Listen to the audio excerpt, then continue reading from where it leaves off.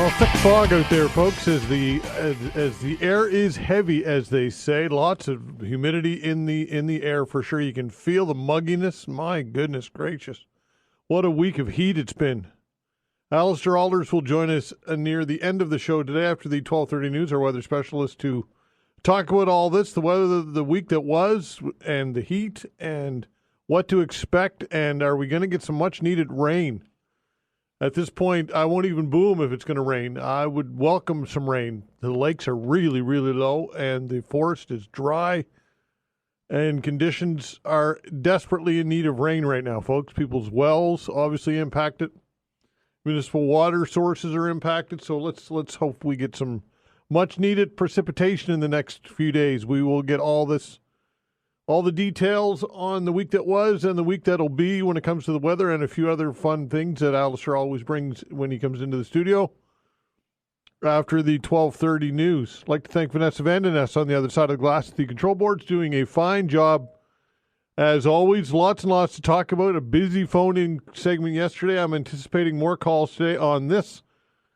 A Halifax councillor says she doesn't think that Premier Tim Houston should be wading into the issue of how a bike lane is being designed in downtown Halifax.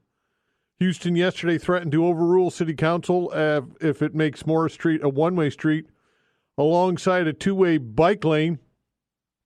Catherine Morris says if there are fresh concerns from the Port of Halifax about truck routes being potentially disrupted or ambulances being delayed by the bike lane, Council can review those claims.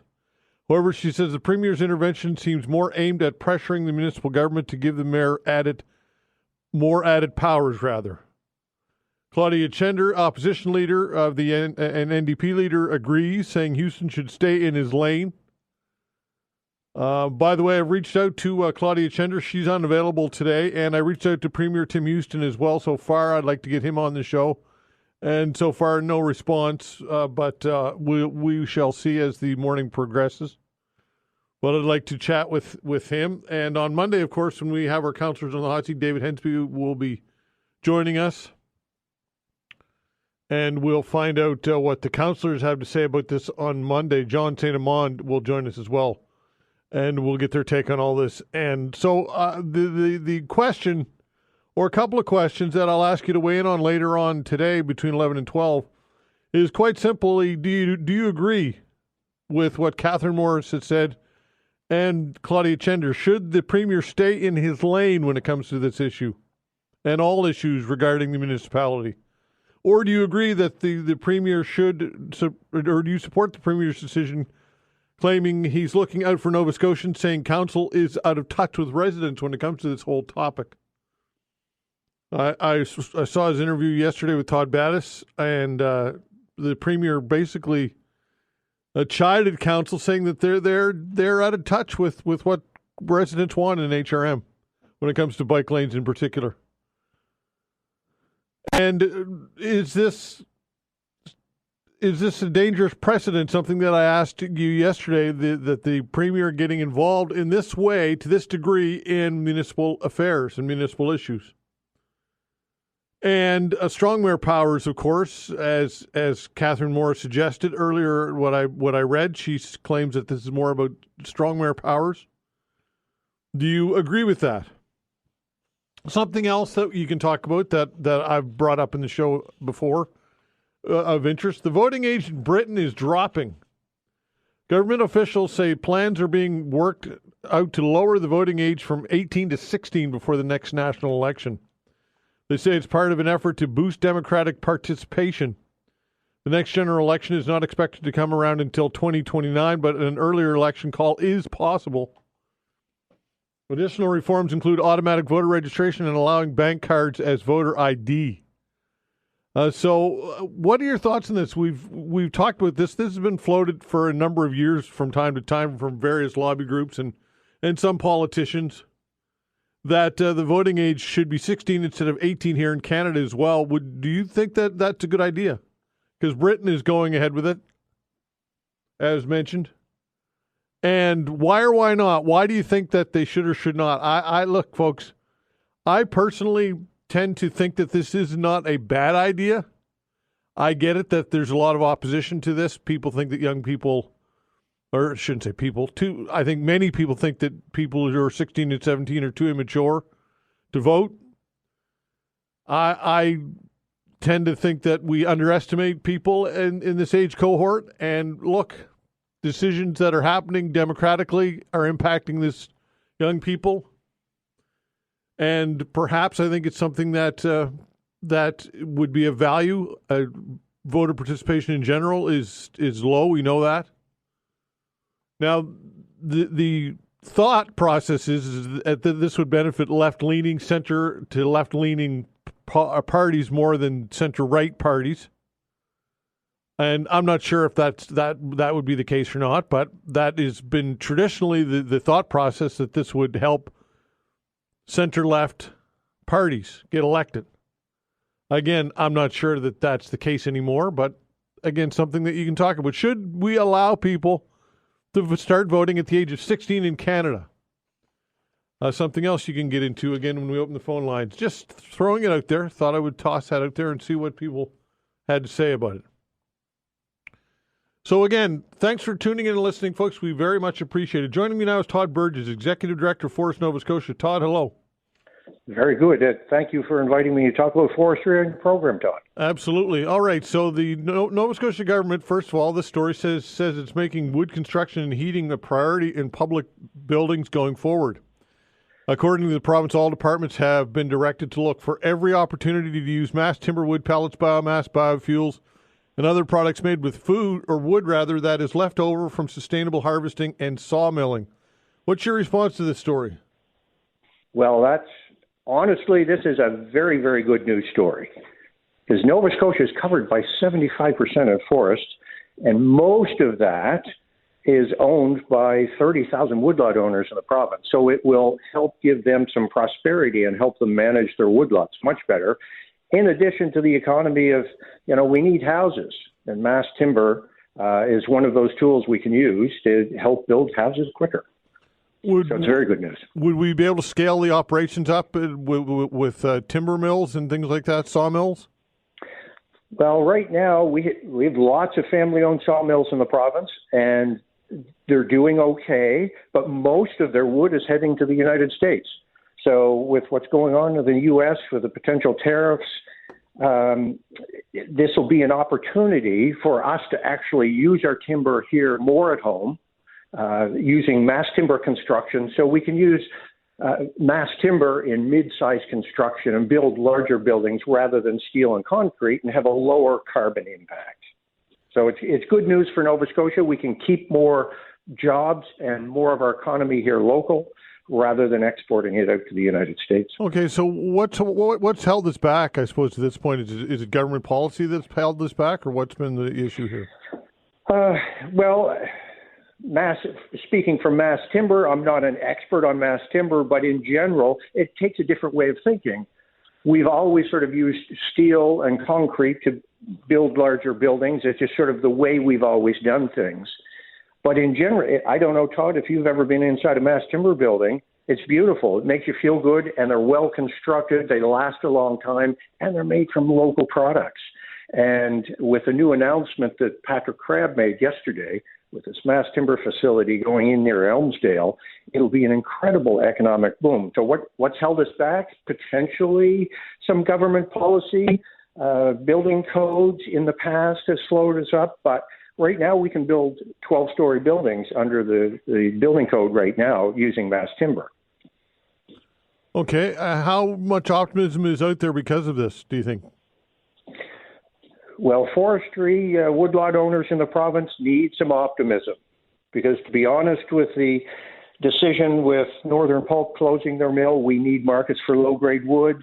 There has, for the past 5 years, it's been really low. It's been hard for contractors to be economical and profitable in this business environment. So this is good news, and it doesn't change things tomorrow. It's still going to be a couple of years before things get underway. But it's good news. We can see the horizon. It gives the industry some hope. All right. When it comes to wood pellets and biomass fuels, obviously this is the low grade wood that we're talking about, is it? Well, mass timber uses sawmill material, so Right. it uses lumber that's being produced. So I see that as sort of diverting some lumber, 2x4s and things going down to the States. Well, now we can make it mass timber products that we can use here locally. Right now, we produce way more lumber than we can use under our current building scenarios with lumber. So mass timber allows us to use more of that locally. Yeah. So that doesn't address so much of the low-grade wood. Okay. Right. Yeah. So that's when we get into biofuels, do we? Right. Yes. So the biofuels and wood pellets and things like that. If there's waste when you go into thin a forest, you can't turn every tree into a piece of saw material. There is waste when you run even a really nice log through a sawmill. There's still waste. There's sawdust and chips. When you take a round log and you saw rectangle pieces of lumber out of it, there's waste around the edges. So that's the kind of stuff we're talking about: the bark, the waste, the chips. And when you go in and thin a forest, there's things that can't be turned into saw material. And this is an opportunity to use that for energy and other products. Okay, and how much capacity is there? How much of this biofuel is out there? Is it a massive potential for fueling our buildings? Oh yes, very huge. Yeah. Even the mill, the Abercrombie mill that was over near Pictou, they consumed probably 1.2, 1.3 million tons a year. And so there hasn't been a market for 1.3 million tons a year. If you look at our sustainable harvest level across the province, right now with current management, it's about 6 million tons a year, but we're only harvesting 2.3, less than half of the sustainable harvest level right now. We're growing way more trees than we're harvesting, way more. There's an immense opportunity there. Okay, and when it comes to the forest sustainability, and we know that this type of practice is good for forest management, correct? It is. You can read it in the Leahy report. Yeah. It talks about how you need a market for low-grade wood in order to do ecological forestry properly. Okay, and also when it comes to dry forests and all of that, it helps with that as well, right? No, in fact, if we don't do something with that low-grade wood, we are creating huge fire hazards. Nova Scotia has been lucky in the last number of years. Yes, we had a couple large fires in 2023, and people are still reeling from that. But if you look across Canada, right now there are tens of millions of hectares burning in wildfires, and it's because we're not taking out of a lot of that low-grade wood. In Nova Scotia, we have an advantage. We have these private woodlot owners that want to invest in their woodlots. They want to manage their woodlots properly, but they have no place to send this low-grade wood. Yes, I shouldn't say no place. We have a few. There's GNTI that produces pellets now. We have the Brooklyn Energy plant and the Point Tupper plant. And there's other places that use low-grade wood currently, but we need more. And we need more of a distribution of it. So I see opportunities like district heating systems, like the Heat New Glasgow project, an incredible opportunity for local woodlot owners to manage their woodlots properly and actually to fuel the energy source to heat their homes and hot water in New Glasgow. We can do that throughout the province. Okay, what was your reaction to Northern Pulp announcing that it's going to sell off its assets and shut down permanently? That was very disappointing. I got to be honest, because the pulp wasn't the only thing that they produced. In fact, I would call it a bioproducts hub. Pulp was going to be one of the things they produced, but green energy, all kinds of things. One of the newest pulp mills in the world was over in Finland, owned by many woodlot owners. 90,000 woodlot owners own that mill. It's an incredibly advanced pulp mill. You can't even tell the thing is there. It's just so efficient and so clean. The new technology with these mills is incredible. And it's disappointing that they couldn't make it work in Nova Scotia. I think the Nova Scotia economy would have benefited greatly. But the fact that they've drawn the line in the sand and say they can't make it work opens the door for now other businesses can step forward and say, okay, now we can do something. It was sort of a little bit of a cloud over the forest sector for the last 5 years. And yes, we wanted the mill to go ahead because they produce products that take the lowest quality wood products and turn them into very high value products. If you want to talk about value added, that was an opportunity to have really high value added products. But the fact they've drawn the line in the sand, it'll give an opportunity for other businesses. Okay, and I guess how much optimism might there be that somebody else might come in and fill the void? I think optimism depends on who you talk to. In the business environment, there is opportunity. So you can see things like the Viterra plant that's going to be going in right beside the Ledwidge lumber mill. They're going to be consuming somewhere between 100 to 150 tons of waste wood, saw material, and things like, waste from the saw material from the Ledwidge and Elmsdale lumber. And they're going to be producing a biofuel that can be used in facilities that are currently burning furnace fuel that's hard to convert. So they can do some little engineering shifts with their current boilers and use this biofuel. So that's an excellent example. It sort of opens the door for them a little bit wider. And I think you're going to see other opportunities as well. Todd, I appreciate your time. Thanks so much. We'll do it again. Very, very good, Todd. Thank you. All right, take care. Now. Todd Burgess, Executive Director of Forest Nova Scotia. Nova Multifest goes July 25th through the 27th at Alderney Landing. Find out all the details when we come back. All right, another fantastic event this year coming up. Nova Multifest goes July 25th through the 27th at Alderney Landing. Joining me here in studio are a couple of guests, Vishal Bhardwaj, President of Nova Multifest Society. Hello. Hi there. Thanks, Todd. And Madison Allen, Social Media and Marketing Coordinator for Nova Multifest. Hello. Hi, thank you for having us.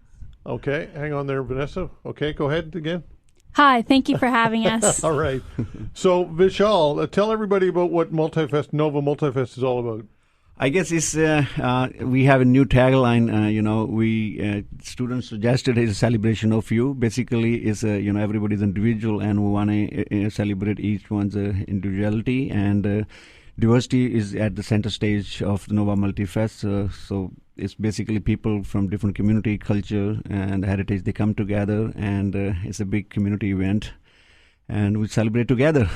Right on, Madison. What are put on your promotional hat and let everybody know why should people come out to the event? What are some exciting things that are in store? Well, this year on Friday night we have fireworks at 10 p.m., which will be really exciting. And we have some large headliners as well, featuring Andrew Branch and the Halfway Tree and Nick and Yolenis on Friday night. Wow. So music is at the center of this, is it? Yes, it is. Yeah. It draws a lot of people to come to the event. Yeah. Vishal, in the past, how well has this been attended? This has grown every year pretty much, hasn't it? It's been growing exceptionally well here and exponentially, I would say, here. I think last year we had over 25,000 people, and we're expecting over 3 days now crossing that 30 mark here in different ways, and it's been the immigration is growing in the community, so there's a lot of new cultures are coming in. I think this year we're expecting to have over 30 different countries, 38 different cultures coming. It's just amazing. So it's a 3-day event, non-stop stage performances, dance is happening, and we're going to have food. I think there's 27 different food vendors there. And we're going to have exhibitors also from different countries. So it's a great spot to come out, enjoy a weekend with the family and fun. We're going to have it. And it's for everybody, right? This is for everybody. Absolutely. Including locals. Yes, absolutely. Including people who've been here for generations. Absolutely. Yeah. It's a free entry, free admission event. So come on down. It's beautiful at the Dartmouth waterfront at Alderney Landing. So the weather looks great. Finger crossed. Yeah, that's right. Madison, what makes this something that you think people should attend? I think because it gives people like a different idea of different cultures, and as well as just a lot of fun. We have lots of live performances, as mentioned, food trucks, and it's just a good place to be on a Friday or Saturday or Sunday night with your family and friends. Vishal, for those people who have attended in the past, what type of feedback do you generally get from this? It's great. I think we have around 4.8 or 9 on a Google reviews here. Mm-hmm. But I think the growing trend I've seen is now people coming from different provinces or different countries we get inquiring about. They're looking at the social media, see it's a free event, so they want to come in family. Especially tourism is a big part now. A lot of people coming in. We are now part of a Destination Halifax advertisement, team there where they promote our event in Atlantic Canada. So a lot of people from different provinces and they're coming out and watch this event. So it's great success tourism as well. Right. Yeah. So what's the stage schedule like, Madison? Is it generally evenings or all day, or what's the schedule like? Well, on Friday night we start at 6 p.m. to 10 p.m. Yeah. And then Saturday, it's 12 p.m. to 10 p.m. And then July 27th is 12 p.m. to 6 p.m. So we kind of have events all over. So anytime you want to come, there will be a performance happening. Okay. And there's the headliner, is there? Yes. So the headliner as I've mentioned, for Friday night is Andrew Branch and the Halfway Tree. Right. And then Nick and Yoldenis. And then Saturday night, the headliner is Asif and Ava Elias, and then Julia Tynes. And then we end the weekend off with Shirley Jackson and her Good Rockin' Daddies. Nice. That sounds cool. Okay, so Vishal, what's it like what's it been like to organize this? A massive undertaking, I'm assuming. It takes a lot of time. It's a lot of time. What they call is another job after I finish my first job, regular job. So it's a huge task, but it's a great feeling, satisfying when so many people from the community come together. Thanks to our sponsors, who make this happen: TD, Michelin, Terra, and Jack 92.9. Great support of Nicola and her team. You guys, 90% always support us. So thank you, Rogers, and everyone. It would not have been possible without support. You guys and everybody else in the community. We have like over 120 volunteers so far. Joined it. It's a massive community event. Like you said, it's challenging at the times, working full-time and trying to make it volunteer work. But it's satisfying when you see so many people happy, enjoying, having a good time. And bigger part is the whole community come together. It's a community celebration, and that's what it's all about. Yeah, for sure. And you mentioned the sponsorships and volunteers. I'm sure you've got lots of volunteers. Yes, we have over 120 volunteers at the moment, and we need more, honestly. What type of things do volunteers do? So we have a volunteer like backstage. We have performers check-in. We have people supporting us in the parking lot, people checking in the volunteers, making sure we have green bins, monitoring the bins are properly monitored, eco-friendly where possible, monitoring, supporting the vendors coming in, dropping in, helping performers picking up their equipment, supporting it here. We have people distributing the flyers. We're going to have on the waterfront on Thursday, distributing on the people coming off the ferry. So there's a lot of opportunities for family and friends. And we have a lot of people now, actually, we see a new trend where parents and the kids, they're teenagers, they're doing together, coming together and volunteering together. So that's great. Nice.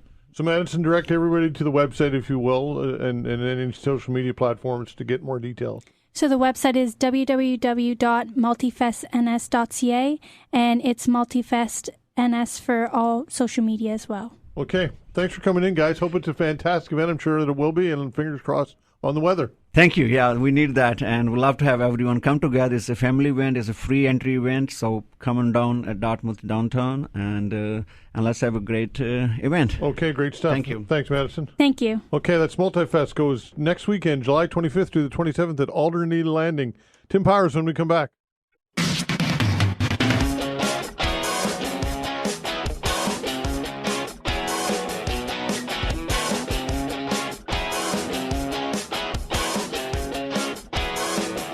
All right, joining us for our weekly chat is Tim Powers, Summa Strategies, Abacus Data, friend of the show. Tim Powers, it's a slow news week, isn't it?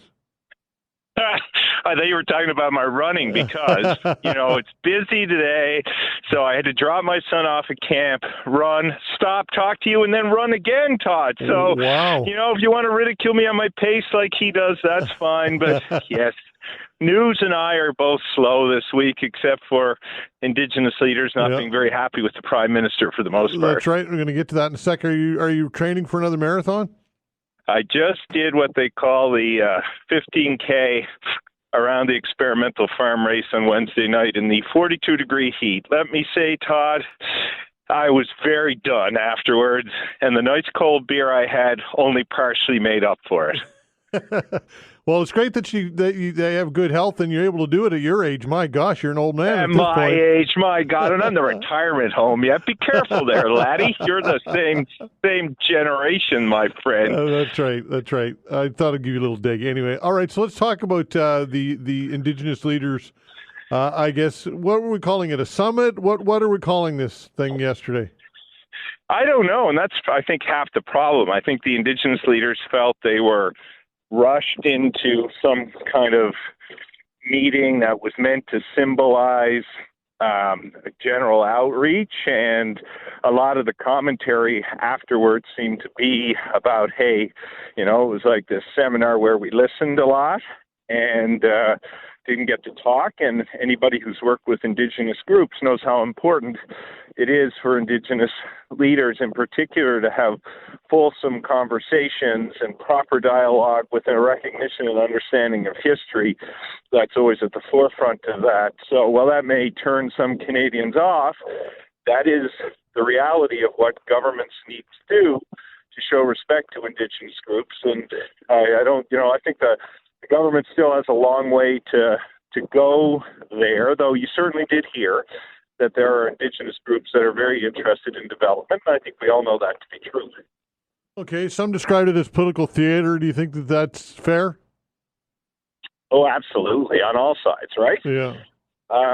And then that's fair enough. They're politicians. The Indigenous leaders are politicians too. Prime Minister's a politician. They have to make sure the Indigenous leaders that their people understand they're trying to do their best for them. The Prime Minister's got to show that he's trying to do his best. I think at some point, though, the theater, we all got to get past the theater and see what is possible.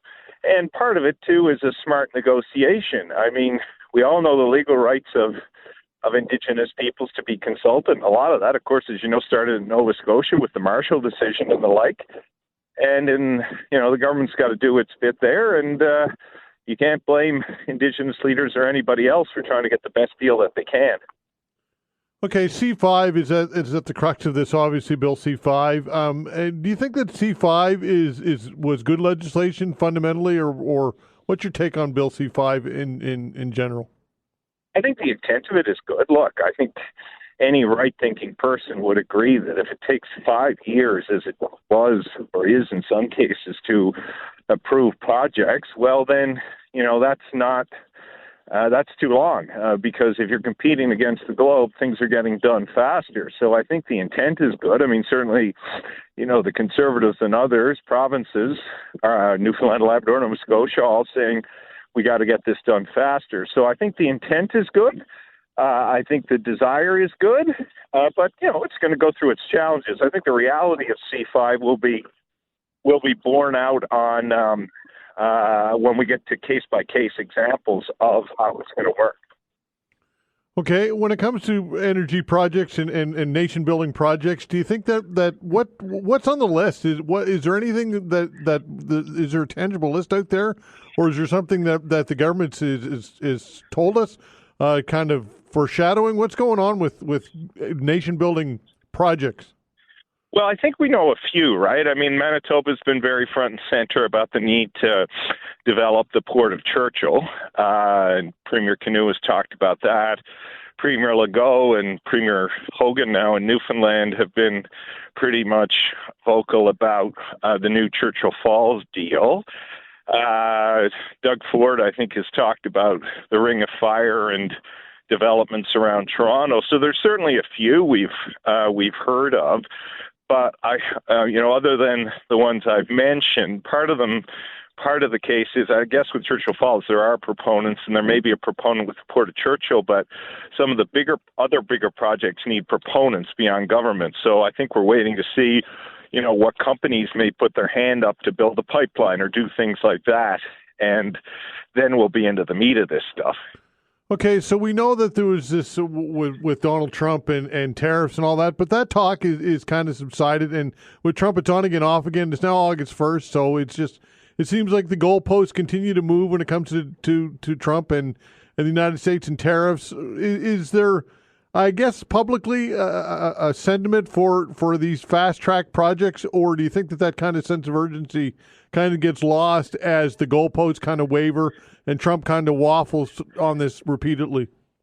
No, I think the urgency is still there, but I think it's, if there's such a thing, and it is an oxymoronic managed urgency, I think, look, people realize we still need our relationship with the United States. We still got to trade there. We're not going to transform trade relationships overnight, and over time, we're still going to need the U.S. because there's such a dominant market, and we still have huge opportunity there, regardless of what the next 3 or 4 years are going to be like with Trump. But I think there's a desire to create more self-reliance, like the Port of Churchill thing. Back to that, allows us to go to Asia more easily, right? Churchill Falls allows us to have less reliance on other power and to distribute power to other provinces. So those things still remain relevant as Trump swirls around with whatever he's swirling today, be it an Epstein list or a tariff threat. Right. They're both one and the same these days. Sure. Okay, so but when it comes to these projects, in particular pipelines, you need to have obviously interest from the private sector. Somebody wants to see a business plan and a business model, and this, I suppose, is part of why C5 is integral, because if private industry sees a government that's removing barriers, then that'll attract investment. Conversely, if there are lots of barriers and potential roadblocks, then why would any company want to potentially invest billions of dollars into that? Yeah, exactly. And that's why C5 is there, right? And it's a big issue. And again, we've talked a lot about this in Atlantic Canada, was the old notion of the double review of environmental oversight. Now, according to C5, there's one. And that's a huge thing for companies because it means the process should be faster, which means they have a better ability to say to their shareholders and funders, all right, within 18 months, we'll know if we can go here. Can we get X billion dollars to move forward with it, instead of having projects like Beta Nord off our East Coast held in abeyance as people try and figure it out because they don't know where Canada's going. So, but I think, companies are smart. They're going to wait and see how this plays out. Nobody necessarily wants to be the first mover and to be the case that doesn't work. They want to see somebody else do that. All right, just lastly, we're going to let you go. I know you want to get back on your run, and I don't blame you. I saw a story. Pierre Poilievre wants the rules changed when it comes to the long ballot protest. What are your thoughts on that? Yeah, I don't always agree with him, but I think there should be something there. I mean, yeah, people have a right to put their name on the ballot, but when it's such a joke, what is it, up at 80 again there, up in Alberta? Yeah. You had 90 plus, and it's about just being disruptive. Yeah, I think there's something to that. I think, there does become too many names when it's clearly a sham generated to bring attention to problems with the voting system. Well, improve it. Create different criteria. Make the number of people who sign a nomination form larger. Make the fee a little bit bigger, but don't make it so big and so difficult that legitimate people can't get in. But I think 80 people running in one riding is just a joke. Yeah, and also I saw an interview with independent candidate Bonnie Critchley, and she seems like she's got a lot of confidence. Is this going to be a gimme for Poilievre, or might there potentially be some challenges here? Yeah, I interviewed her too. I think he'll win, but I don't think it's going to be as easy as he thinks. I mean, Bonnie Critchley, I don't know if she's credible or not credible. She certainly speaks well. And she makes some key points that you would make about him not knowing the riding, doing a disservice to it. And I think in some ridings like that, as there are in Nova Scotia and Newfoundland, that matters. So, it's not going to be entirely smooth sailing, but I still think he'll win it. Okay, Tim, get back to your run. Get going, man. All right, I'll get the defibrillator ready. Bye. All right, see you later. Tim Powers, Summa Strategies, Abacus Data, friend of the show. Municipal police chiefs in Nova Scotia are questioning the provincial government's plan to expand the services of the RCMP. That when we come back.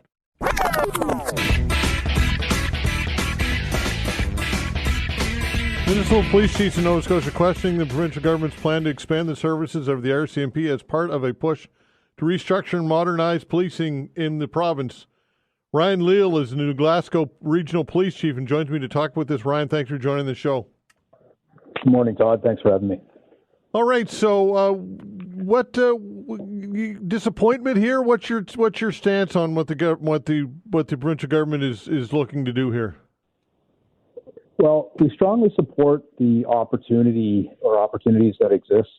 Todd, we agree on the principle that all Nova Scotians deserve consistent, high quality, and adequately resourced policing. Our stance is that many of the municipal police services already deliver on the key points identified in the recently released comprehensive policing review, which includes visible police presence, quick response times, and specialized services through regional collaboration. Where we are surprised is by the suggestion that municipal police services are lacking in these priority areas, and that expanding the provincial RCMP is the sole solution. We certainly recognize the value of the RCMP's important role in Nova Scotia, but we must consider this in a broader context. The fact that national discussion about ending RCMP contract policing after 2032 and current staffing challenges across Canada and the trend that other provinces and other areas are moving toward regional or independent policing models, other areas such as Surrey, Grand Prairie, the province of Alberta, some locations in New Brunswick and Newfoundland are moving toward municipal or provincial police expansions. And the review itself, recommended by Deloitte, was exploring an independent provincial police service, not simply expanding the RCMP. Okay, so what is the justification that Justice Minister Becky Drouin is given here in order to kind of go with what you just described? That we're not certain on yet, Todd. There still are more questions, even amongst the municipal chiefs, more questions than answers. There's a lot. We're hopeful that there is a lot more dialogue to be had. We simply have only had access to the finished product in terms of the review itself. So a better understanding of what evidence and what data was acquired and went into the findings. And we're hopeful that there's a lot more dialogue and collaboration to come. Like I said, there are certain areas that we are well aligned. There were outcomes that pointed to one unified records management system, layered models of policing that would better align safety resources. But we still have many critical questions about cost, timelines, legislative changes, how local governance and accountability will play into service delivery, and how equitable service, within the new proposed models will be maintained. Do you think that there's a misconception in the public and perhaps even within government that the RCMP is in some way superior to municipal police forces? I can't speculate on public perception, but what I will say is there is a key piece of the review that focuses on the policing standards that were released in September of 2024. And this fall, the Department of Justice will start their audit process of those standards. One misconception that I heard directly from folks in the public is that when there were 39 standards that were released in September of 2024, and folks got the impression that police services were not meeting those standards, when in fact that's not the reality. Most of those standards, if not all, were being met, if not exceeded, when they were released at the time. So, there is a lot of talk about, I've seen some inflammatory statements in the media about if municipal police services are unable to meet these standards, then they would be replaced by the RCMP. Well, it's a very generalized interpretation of what's being had here. The reason I find that inflammatory is because it does suggest that many of the municipal police services may not be meeting those standards, when in fact that's not the reality whatsoever. Do municipal police forces exist only because the provincial government allows it, or is there autonomy within municipalities to allow it, or who has the final say, I guess, potentially over whether a municipality polices has its own local force or not? Well, we could be looking, Todd, at many legislative changes, many policy changes, because the responsibility of policing is, in fact, the responsibility of the municipality, and that's derived from the Police Act. And that is one of our concerns here. The province proposes that municipalities must contract, in particular, specialized services moving forward from only the RCMP, despite existing and proven partnerships between municipal agencies that already meet the provincial standards. For decades, the province has encouraged collaboration and partnership amongst municipalities. So this is really a fundamental change in that philosophy that has an impact on public safety. And that is our fear, is taking that autonomy away, when that, in fact, legislatively is the responsibility of the municipality. We recognize that policing is evolving rapidly, along with many of those social changes that we're seeing. And really, that is the driver of changes, within policing, is what we see socially. So we certainly share the goal of ensuring Nova Scotians receive effective modern policing now and into the future. The municipal chiefs of police simply look forward to ongoing dialogue with the province and the Department of Justice, and collaborating on what those changes might look like. We think the only way forward is through collaboration, not simply the imposition of this is what it's going to be. Okay, so are you confident that in a decade out from now, or whatever timeline we might project, that municipal police forces like yours will be intact here in Nova Scotia? We're confident, Todd, simply because, like I said, a core focus of the review has been the standards. And like I said, most municipal police agencies have been meeting or exceeding those standards. And I'm confident new standards that will come, that will be the case as well. And really, I think that is what, I can't speak on behalf of the province, but that's the impression I get, is that we're trying to establish and ensure that we are meeting a standard, so all Nova Scotians, regardless of where you live in the province, that you're receiving that equitable level of service delivery. So my belief is that so long as we are all meeting the standard, then we are all going to continue to exist. And when it comes to recruiting and retention, is that a challenge for municipal police forces when potentially the RCMP may be luring people away? That could, I think, that could create some challenges if that were the case. If we were to see an expansion within the province, obviously that would create that opportunity, and we could see that lure if their footprint was increased, and we've seen our footprint start to decrease. That would be a legitimate concern. Generally speaking, in policing, both in this province and across the country, there are recruiting and staffing challenges, and we do have strategies that we're working on now, ones that have proven to be effective, but certainly will take some time, for policing to get back to, a lot where those challenges don't exist.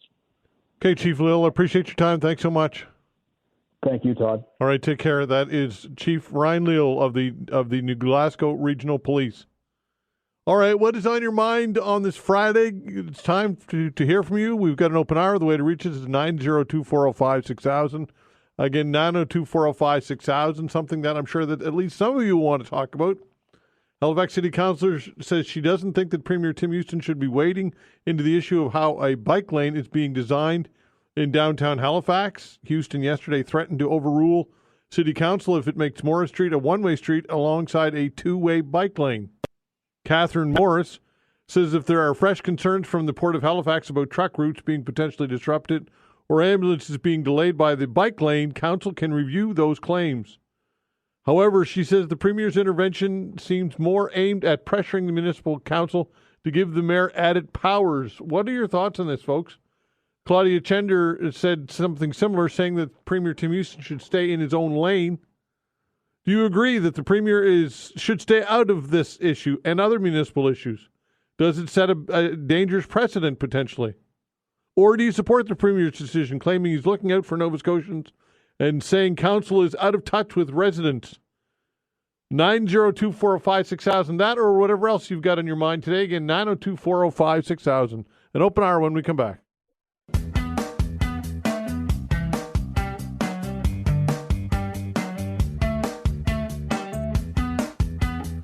All right, taking your calls. The way to reach us is 902-405-6000. Again, 902-405-6000. What are your thoughts on the ongoing bike lane saga in Halifax?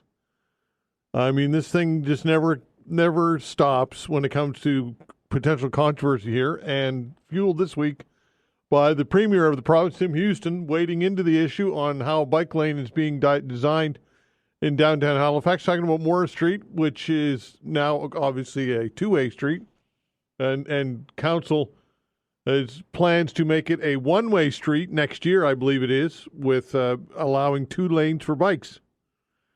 And like you would anticipate, not everybody agrees with this. And Catherine Morris, a councillor, says if there are fresh concerns from the Port of Halifax about truck routes being potentially disrupted or ambulances being delayed by bike lanes, council can review those claims. She says the Premier's intervention seems to be more aimed at pressuring the municipal council to give the mayor added powers. So what are your thoughts on the Premier of the province stepping in and wading into municipal issues like this? It's some would say a massive overreach. Others would say that it's needed.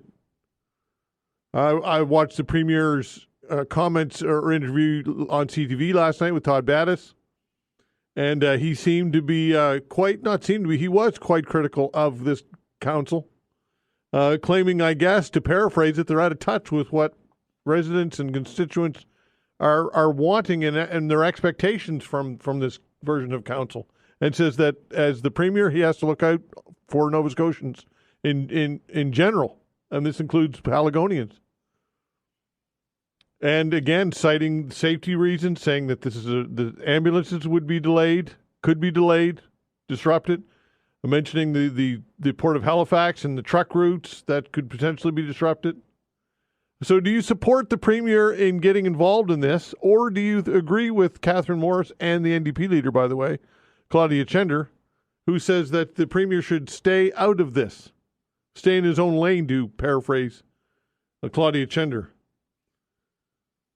902-405-6000. Again, 902-405-6000. And I'll even expand this out and ask, is this iteration of HRM Council competent in your opinion? Is this a competent council that is truly in touch with constituents? Or do you feel as though, as some suggest, that it's driven too often by political ideology? 902-405-6000. That's the way to reach us. You can get into that or whatever else you want to talk about. Again, 902-405-6000. Jim, hello. Good morning, Todd. How you doing? I'm well, you? Good, thanks. I got 2 topics, if you don't mind. Sure. Just in response, once again, this is probably the 3rd or 4th time I support the Premier, Houston, and Mayor Fillmore in their attempt to expand decision-making or powers with the mayor. For the simple reason that the council is just not working together for accountability when it comes to the financial situation that this region is in.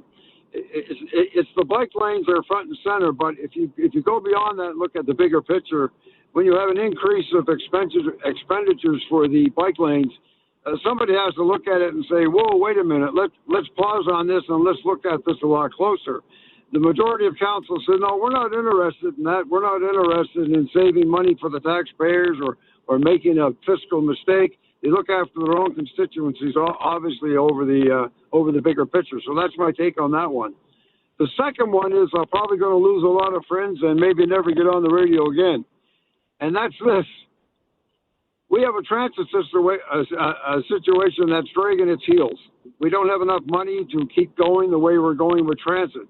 But I found out that in Quebec, they register their vehicles, they pay a certain fee, and then they're tacked on another fee, which goes toward the supporting of the transit system in Montreal. Why don't we have that here? So why would that ban you from the radio, Jim? I don't think that's controversial. I don't know. I don't think a lot. I'll give you an example. Say if you pay $150 or $180 to get your car registered, right? Yeah. And then the Premier Hughes tax on another $100 on your registration, so that's $280. Yeah. But that $100 goes toward developing our transit system. Yeah, no, I get it. A lot of people. No, I think Jim. Sorry to interrupt you. I think that I think it would be a hard sell, but I don't think it's outrageous to consider that. I mean, it would be a hard sell, I would say. What about the idea that transit should be free for people to use? Do you support that idea? I'd love to see it be free for people, but you have to reach a point where we can do that. Maybe this is one of the ways of doing it. I mean, I never really. I thought it might be very, very like, shut up, Hoskins, go back to sleep. But if you put it out there, who knows? It might be alternative to allow that to happen in the long term. Yeah, sure. Yeah, because there are jurisdictions in the Western world where transit is free. I can't cite any off the top of my head, but there are some where it's free, and some would say that will incentivize and get people onto transit. I think, Jim, that transit needs to become reliable and dependable first and foremost, and that's the number one barrier for people not using it. Yeah, you hit it right on the head, and I totally agree, because I think we've said before that the priorities of having bike lanes over transit and housing seems to be a little bit bizarre today. Yeah. But I think there's a couple councillors there. I won't mention the name, but there's one who mentions he takes the bicycle all the time. His family takes bikes. They do their grocery shopping. They put their bikes on the bus. They live that kind of lifestyle, and went so far as to suggest that maybe we should all follow that. And that's just ridiculous. It's one way to live, but it doesn't mean as a councillor you expect us to follow you. Well, that's true. So I think they had that problem with that. Yeah. Okay, Jim. Appreciate the call. Take care. Have a good weekend. Take care. 902-405-6000. Brian, hello. Hey, Todd. How are you doing today? I'm well. You? Good. I'm going to keep it pretty short. I have to agree with the Premier again. And to say he's out of touch or he's not in the right lane, I think the NDP need to take a quick look and see what the residents are saying, and council seems to be out of touch with this whole scenario. Just think, Todd, just for a moment there. How many months can you really bike in Halifax? Yeah, that's right. That's right. You're absolutely right. 5 months. And the other problem, we're going on the transit here, is that I live out in Mineville, which is in Dartmouth, about 15 minutes away from Cole Harbour. There's no transit in Mineville. So, for part of the population here, transit cannot be an option. And employment-wise, for my position, for my job, I do 40% of my job is driving in my car. I can't be, the product that I carry in my car, is worth $25,000. So what? I hop on a bicycle with $25,000 worth of devices. That doesn't make sense with regards to it. So going back to council really quickly, I think council needs a refresh, or they need to get in touch with the consistency. But everything with regards to bike lanes, to traffic congestion, to making the right choices, and then I think there's something to speak for. I don't know if you know this, Todd. The HRM puts out a study, and they ask for a survey of their satisfaction of the city and what we can improve on, and the overall satisfaction. And if you look at the satisfaction rate in 2021, satisfaction rates in HRM municipality went from 82% all the way down to 60% in 2024. So only 43% of residents felt they received good value from their taxes. So I think HRM Council needs to take a look at themselves and say, geez, maybe we're not going in the right direction. Our population is growing. People are going to be using cars. This is not Toronto, downtown Toronto, where most of your population is out of within walking distance of their employment from their job. And I'm totally so going back to it. Totally agree with the mayor, with the premier. Sorry. And his comments, and if need be, I say use your powers that you have, and overturn this this council that is not in touch with the realities of the city. Okay, Brian, thanks for the call, pal. Appreciate it. My pleasure. All the best. All right, take care. 902-405-6000. We'll continue with the open hour when we come back.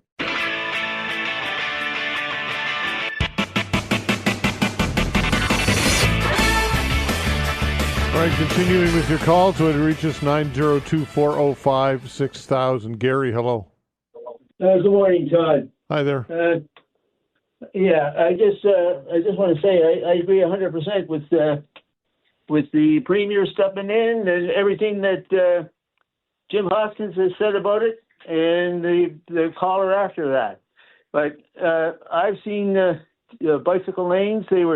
When they were first instituted, they were only supposed to spend about $100,000 a year. That was a grant. That was done.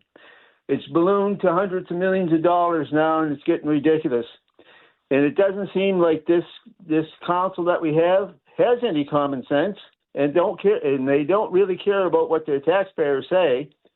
But for the very few people that use Morris Street, they can use it now the way it is. And because they got a bicycle lane, there's not going to be any more people going down to that corridor. So why not just leave it as it is? Let the people that use the bicycles now use it as it is, and everybody will be happy.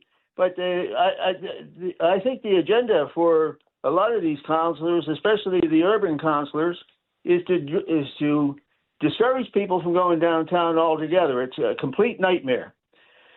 If you add the bus lanes to it, I've been down there numerous of times. It used to be fun to go downtown, but they've taken the fun out of it because when you go around those roundabouts, there's a bus lane right there within it.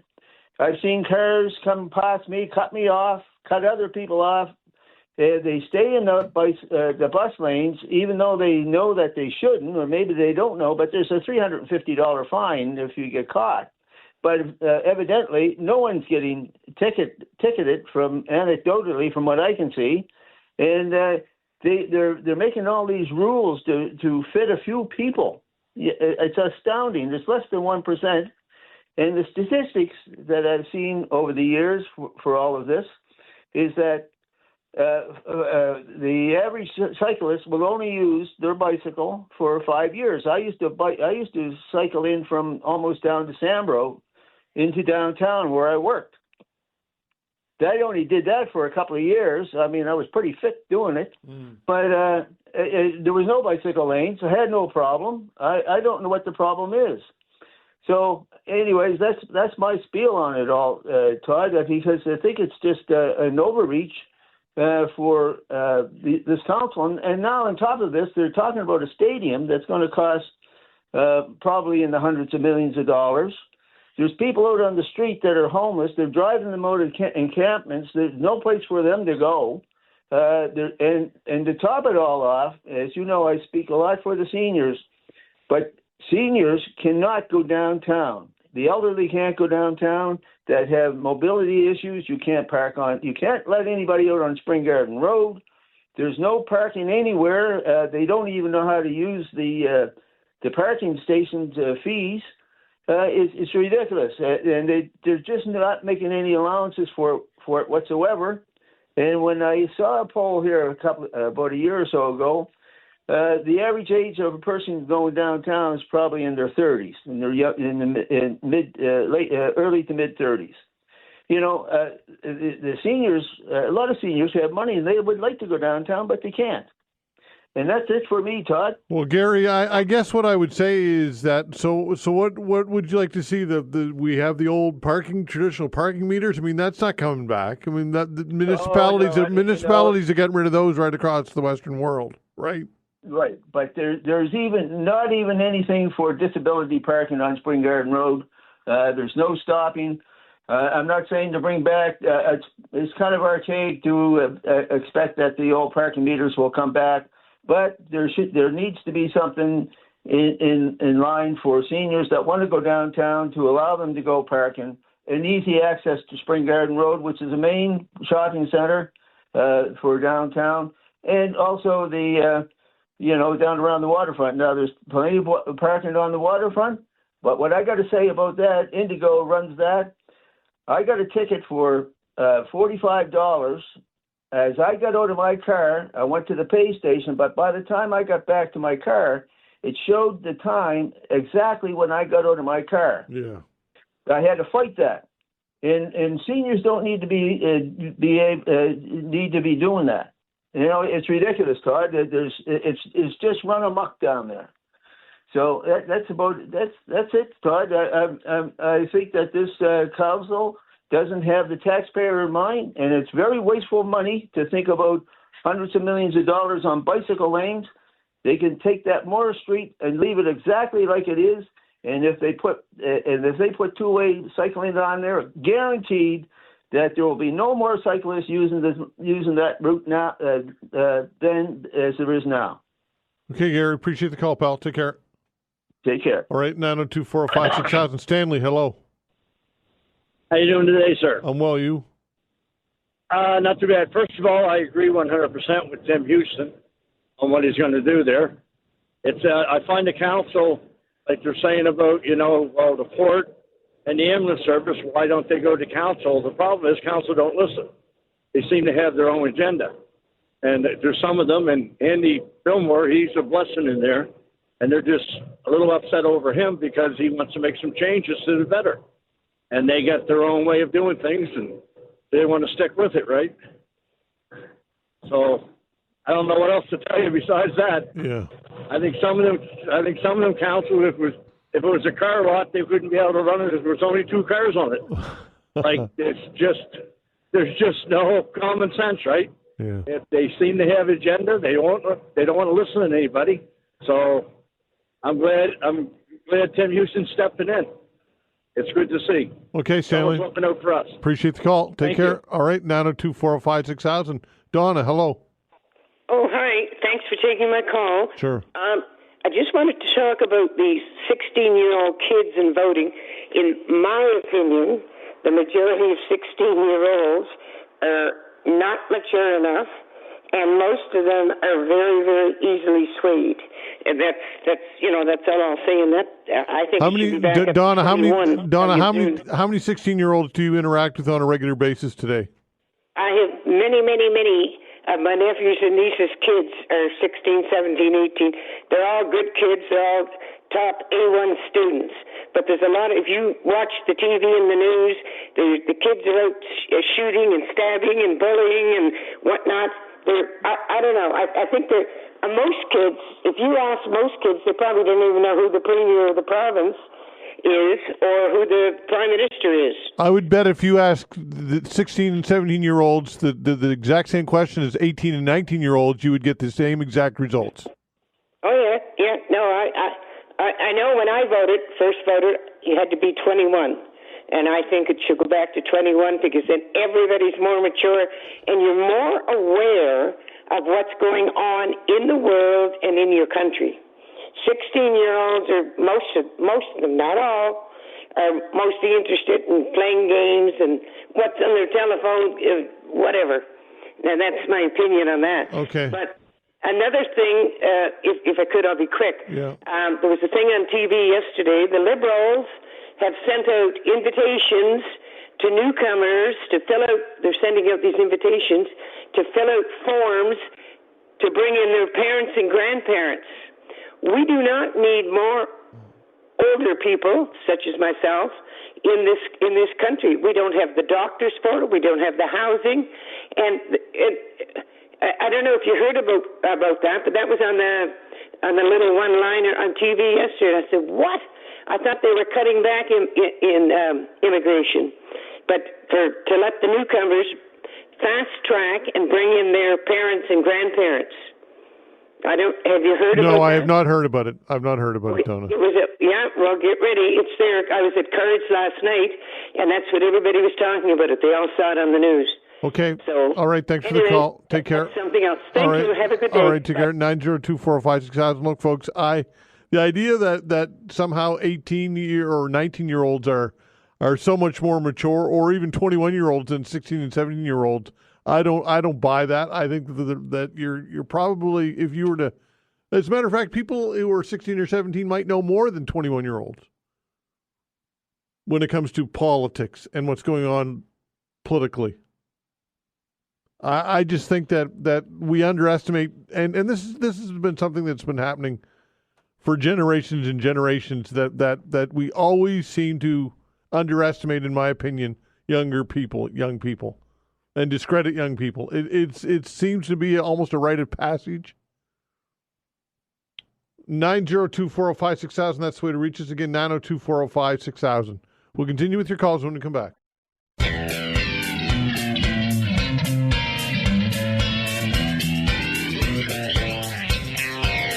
All right, continuing with your calls. The way to reach us, 902-405-6000. Rafe, hello.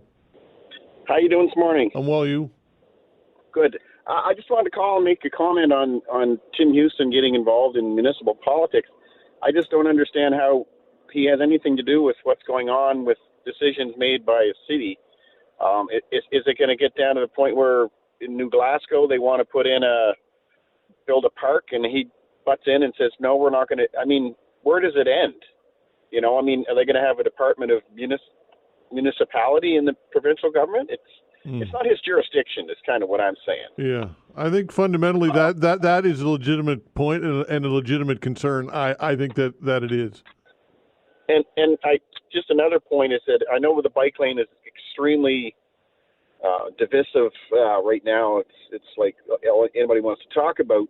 And right now he's saying let's not put a bike lane on Moore Street, and everybody seems to think that's a great idea. But what if in let's say 5 years down the road, the city votes on building a stadium and they vote against it? They say it's too much money, we don't want to do that. And then Tim Houston says, no, we're going to build a stadium.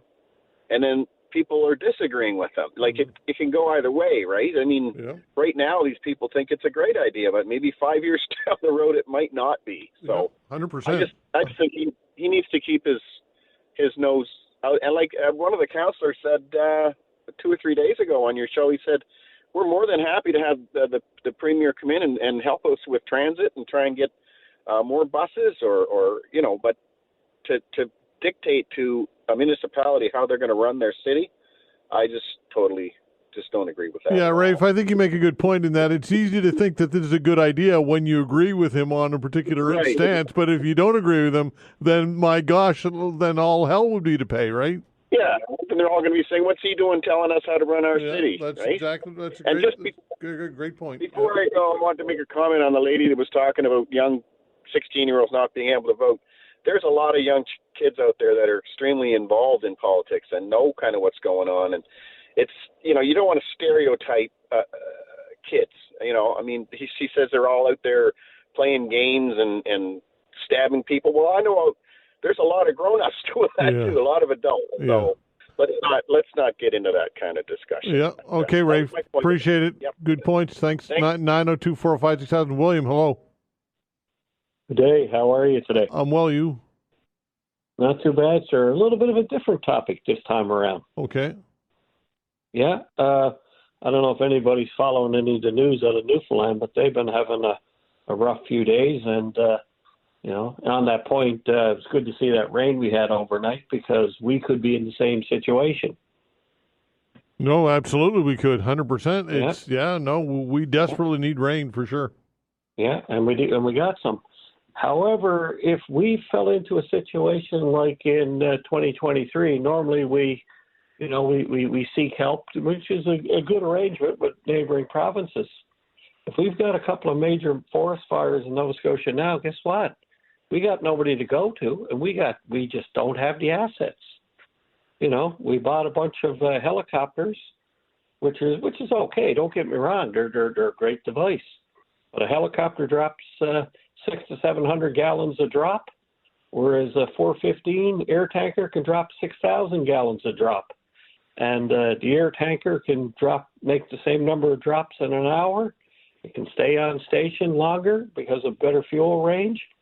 And, it's why Nova Scotia won't invest money into a couple of aircraft. In 2023, if they had an aircraft in Tantallon, there could have been some less destruction. There was a fire broke out about a kilometer behind my family's place in eastern Newfoundland. Within an hour and a half, 2 aircraft were on scene. By supper time Sunday, the fire was extinguished because the resources were there to do the job. They've had 3 or 4 examples in the last few days where fire broke out in Lewisport. Within an hour or so, an aircraft was on the scene. It was dealt with. Near place Apple something, where there was a major fire a few weeks ago. Fire broke out last evening. It was dealt with. Now, of course, they still had the one in Puddin Cove in Chance Harbour, where there was a significant loss of cabin property. But, Newfoundland got the assets to deal with it. Nova Scotia don't. We tend to spend money on a lot of this other craziness, whereas I think we need to really seriously think about this. Well, I can remember this was a hot topic, obviously, pun not intended, when I mentioned the forest fires going on in Tantallon. Everybody said we needed it, but it's like anything. Once it fades out of the news cycle, then people stop talking about it and nothing happens. Yeah.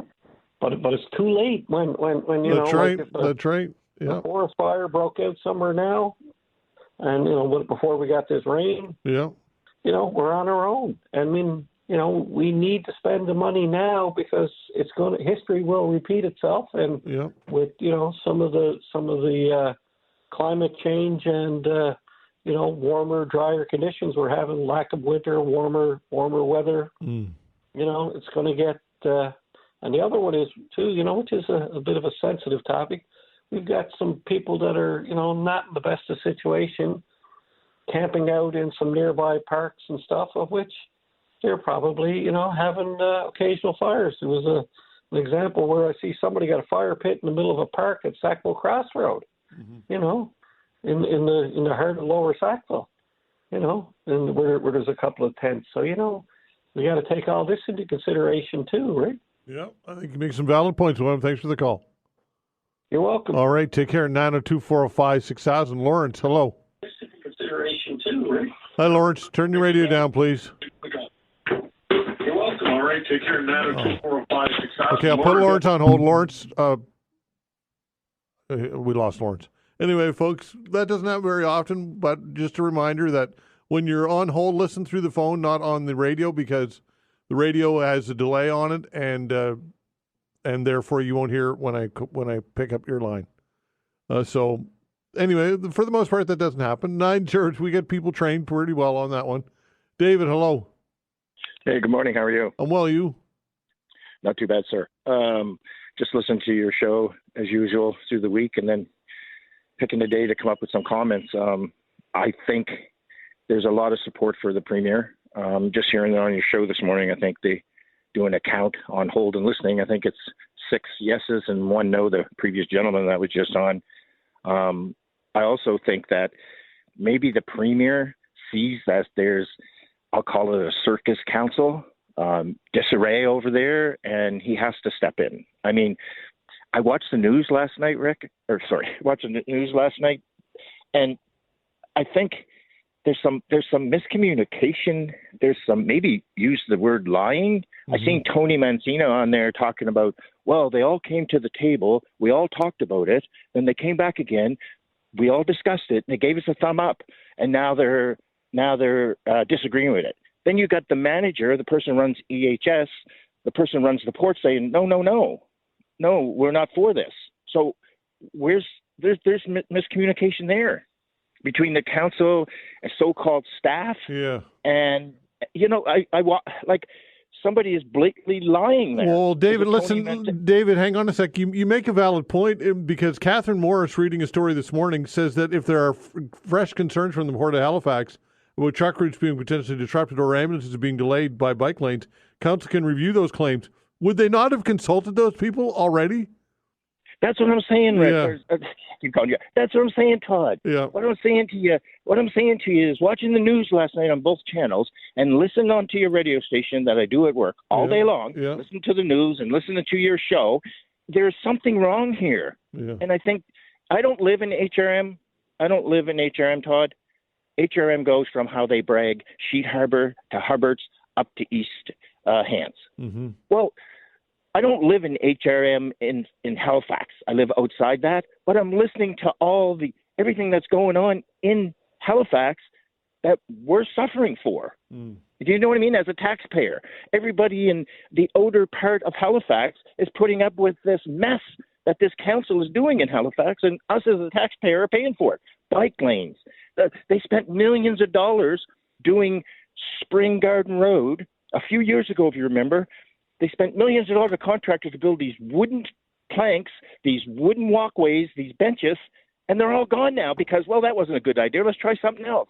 So the premier's stepping in going, enough is enough. I heard him last night, and if you really listen to his interview, he is ticked off. And people go, well, like that other gentleman, if he steps in, what about a stadium or up in New Glasgow? That's not what it's about. What it's about is he sits back and watches because all of Nova Scotia votes for him, not just Halifax. And all of Nova Scotia is backing him because he had a super majority, obviously. He had one seat for Liberal, and the only thing Claudia got was votes in HRM. Mm-hmm. If it wasn't for HRM, she wouldn't even have a seat. Yeah. So 99% of Nova Scotia don't agree with her. And she gets on there, and everything the Premier does, or anybody that's got anything to say, she's nabob of negativity. She's just like, no, you can't do, no. Well, you're lucky that you're there, because if HRM didn't have a vote, you wouldn't have a job. Yeah, it's interesting. Once in a while, David, I would like to hear the official opposition come out and say, you know what, we think that's not a bad idea by the government of the day. We never hear that. And this happens federally as well. It's just anything that the government of the day proposes or tries to do, no matter what the opposition opposes, no matter what. And to me, you lose legitimacy after a while when you oppose absolutely everything. And I think she is, Todd, and she's got to realize that, and like I said, not to repeat here, but HRM voted her in. Yeah. 90% of Nova Scotia didn't even like her. And so she gets on. You would think that she would want some popularity. She would want whatever in the future, but everything comes out of her mouth is negative. Well, a new hospital, not big enough. Well, he shouldn't do this. Well, that's okay, but he should do better. No, you know what? No, just go away somewhere. And, to hear the Premier get on there last night and listen to what he's saying, he is ticked off. And like you remember the comment he said, if you watch the clip where he said, one of the councillors said, we voted that way to get back at the mayor for the interchange. Do you remember that comment? Yeah, yes. How does that come over? Doesn't matter if it's Tim Houston or whatever is leading the province. The biggest city in the province, that everybody in the outside, everybody from, again, Sheet Harbor to Hubbards, is paying taxes to watch this gong show. And then the Premier gets on there and says, enough's enough. Who owns the street? Who owns the property, Todd? Does HRM own the property, meaning the street, or does the province? Well, it depends on maintain it, but who owns it? It depends on the street. Some are provincial, some are municipal. It depends on the street. Yeah, and so what the Premier is saying is if it's in HRM, and like you said, it is municipal street, he sits by and watches. But if it's affecting all of us outside of HRM that are paying taxes and people that are in HRM that don't agree, he has to step in. And listening to your show, he has way more people that agree with him than disagree with him. And listening to the councillors, again, Tony Mancini last night, either Tony Mancini, you are lying, or the Premier of Nova Scotia is lying, along with EHS and Port Authority. Somebody is lying, because coming out of your mouth was, they walked away from the table, said, yeah, okay, we're all thumbs up. No, they weren't. No, they weren't thumbs up. There's another example of the disarray of our council, of your council, not my council. I don't live in HRM. I do live in HRM. I don't live in Halifax. That's not my council. And I voted for the Premier to lead us. I didn't vote for Mason, Clary, and all them ones in the different areas. The people in their neighborhood voted for them. I voted for the Premier to make my decision, move us along, take care of us, take care of my family, take care of where I live. That's who I voted for. I didn't vote for Mason or Clary or anybody else in Halifax. I didn't vote for them. I voted for the Premier. Okay, David. And you know what? It's just to the point. Todd, that if he's going to make a decision and step in, look at all the negativity things that happened for him to step in. It wasn't one. There's a bunch of things. And even last night with Tony Mancini. Okay, David. Appreciate the call. Take care. Thank you. All right, 902-405-6000. I will say this, folks, in that, and I'm being repetitive, I realize that, but if you support the Premier's stance on the bike lanes and Morris Street, then it's easy to defer to this is a good thing that he's interjecting and getting involved. However, to a previous caller's point, if he were getting involved in something that you disagreed with his stance on, like a stadium or whatever, throw it out there, doesn't matter. And then you would say this is undemocratic, and how can the Premier get involved in our municipal issues? He should butt out. That to me is part of the issue here. But again, the Premier, I think, is good at reading the room, reading the public sentiment, and I think he realizes that he's got a lot of support here. So therefore, he's decided to step in.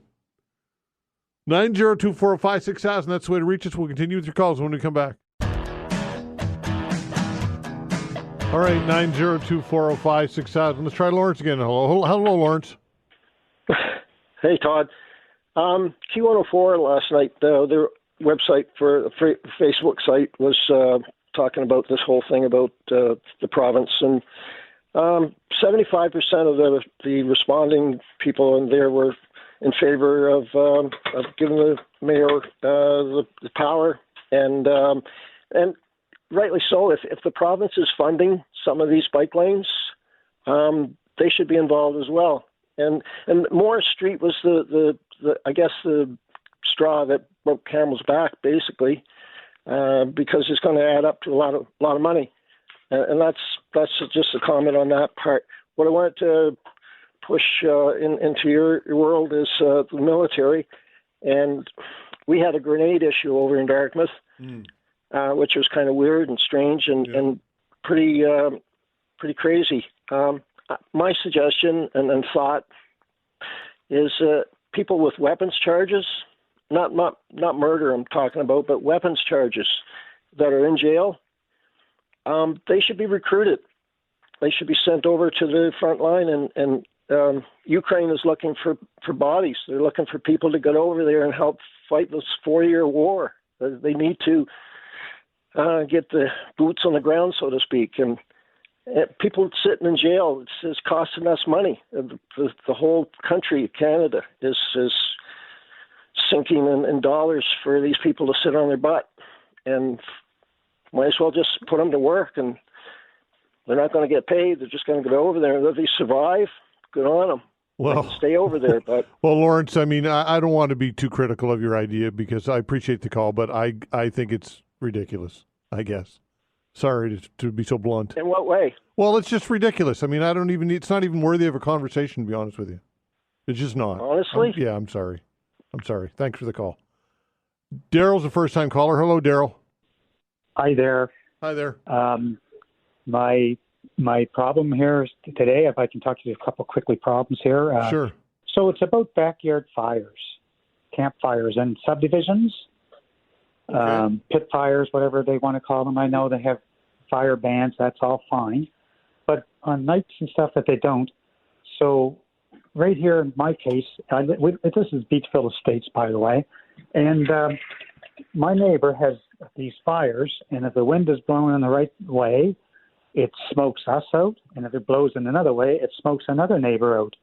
And I don't think these councillors took into effect when they allowed this to happen in our subdivisions, that all these houses have, air circulators, and we have to, both of us, me, my neighbor, have to shut our circulators off, or it smokes our house out. I politely went out and asked them to stop and put it out, but all I get is cursing and swearing, F you, this and that. So I tried to contact the councillor for our area with no luck at all. Janice Steele, I believe her name is Janice Steele. Yeah. I've emailed her several times. No return email, nothing. And that's one of my big problems. And I'm just concerned with people with breathing problems like asthma and whatever. I mean, I don't have any of those problems, but I do have a problem when these people's fire smokes my house out. And lots of times they got the fire 6 feet up in the air. And I don't think it's right. And I think it should be done away with, especially with the problems and forest fires that we've had in this province. Right. It's playing with fires, basically, and I think it's dangerous and should be stopped. So that's one of my problems. And another problem we have in our subdivision here, that we recently retired, and we go for walks around the subdivision. We rescue the dogs, so we take her around all the time, and we're finding these houses. There's houses I can pick out every rental in our subdivision, and these rentals are run down to the limit. They're not mowing their lawns. The decks are rotten, falling off, and that's another thing I talked to her about, Janet Steele, and no return, nothing. I don't know what. I'd be glad if they can get rid of these councillors and let us deal directly with the government themselves. I think it's just a waste of time and a waste of money to pay these people the kind of money they make, because they're doing absolutely nothing for the citizens that need help. And, we pay taxes here. We try to keep our yards up perfectly fine. We plant flowers. We mow our lawns. We do everything. And all around us, we see it. But you go for a walk through most subdivisions now, and around not just Beestville Estates, anywhere, a lot of them in Temberley. Other places are fine as kind, but this place, and I've talked to the mail woman, this here subdivision is loaded with them. And I think it should be mandatory in law that whoever rents these houses out should be responsible for making their tenants clean the messes up and clean the yard up and this and that. We got to call 311 all the time just to get these lawns mowed. And, we have this tick problem here now. And ticks are in our yards and everything, but these people are letting the lawn grow long, and it's just not right. So those are two issues I think that should be taken care of, and councillors don't know how to do it and don't want to do it. Well, it's unfortunate, Gerald, that you're not getting any response from her. I do know that some councillors work much harder than others, and I'm not weighing in on whether Janet works harder or not. But I do know that there are some members of council that are very proactive and do work very hard and do their level best. So I don't want to paint the whole council with one brush, I guess. No. That's what I'm saying. No. Okay, well, I don't have Facebook, but my wife does, and she tells me there's complaints about her all the time. Yeah. Nobody can get anything. But anyway. Okay, I'm not saying you're wrong, or I believe you, to be quite honest with you. But I guess what my point is that, I made my point. And so have you. Thanks, Gerald. Appreciate the call. That's great. Thank you. All right, take care. All right, folks. Didn't get to all of you for that. I apologize. We'll open the phone lines again on Monday, and we have our counselors, of course, on Monday. David Hensby and John St. Amand will be with us on Monday. So we'll, I'm sure, be talking more about all of this on Monday. Half of requests for complex dental work are being rejected under the National Insurance Plan. Lots of issues and challenges with this whole thing. We'll get to it when we come back.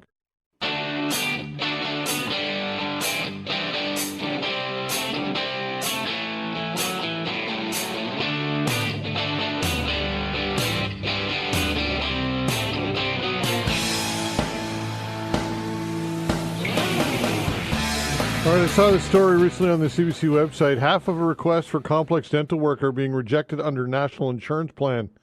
Dental Association says government is dealing with an avalanche of submissions. Sylvie Martel, Director of Dental Hygiene Practice at the Canadian Dental Hygienists Association joins me to discuss this. Sylvie, thanks for joining the show. We appreciate your time. Thank you, Todd, for the invitation. All right, so this dental plan, it seems to me that there's a lot of issues with it and a lot of confusion over it and what's covered, what isn't covered, and it also seems to me that this is quite an administrative burden for dentists as well. What are your thoughts on that? Well, it is an historic program. I mean, we've never had a program that was covering so many Canadians and so extensive. And you're right, there's a lot of services that are covered, but there's a lot of services also that, especially for a dental office, there's a lot of services that necessitate a pre-authorization. So that's another layer of, like you said, administrative burden. So that's what we hear from our members, that in order to administer the program, first of all, they have to get familiar with what's covered and what's not. And then also people will come in, and some of them are covered at 100% of the determined fees from the government program, others at 40%, others at 60%. So it is a huge learning curve, even though it's been launched a year ago. People are still, needing to really understand the ins and outs of it. But you're absolutely right. What we hear from dental offices, dentists and dental hygienists is that the pre-authorization process is a slow process, and it's a very burdensome on the administration. Absolutely. All right, and there's an idea, and probably because of politicians and the way that it's been disseminated and promoted, of being completely free, which is not the case, right? Absolutely, and that's something that, yes, at the beginning of the launch of the program, unfortunately, we did have some politicians that would use the word free in their conversation. And yeah, no, it's not a free program. It is a very good program. But like I said, there's a lot of education from both parts, from the dental people and also from the public to go in and see what type of work that they have to have done and what is covered and how much of it is covered. Right, and people have to apply as well. You can't just show up at the dentist and say, I need my dental work done, right? Correct. So applications are for anyone where the family household is underneath $90,000 a year. And then they do apply, and it's not at the time of application that they'll be able to get services done. It's when they receive their cards and their actual contract. So sometimes, they could apply, let's say, July 1st, but services will not be covered until August 5th. So that's very important also, that when they book their appointment, that they are completely sure that they've received their card and they are eligible at the date of their appointment. And you have to reapply every year as well, right? That's something else that people should know about. Yes, exactly, because it is a program that runs based on your previous income tax return. So yes, every year they will have to reapply. The process for reapplication is pretty simple, but you still have to have filed your income tax from the previous year, and the reapplication process occurs in the May period, like after we're done with our income tax.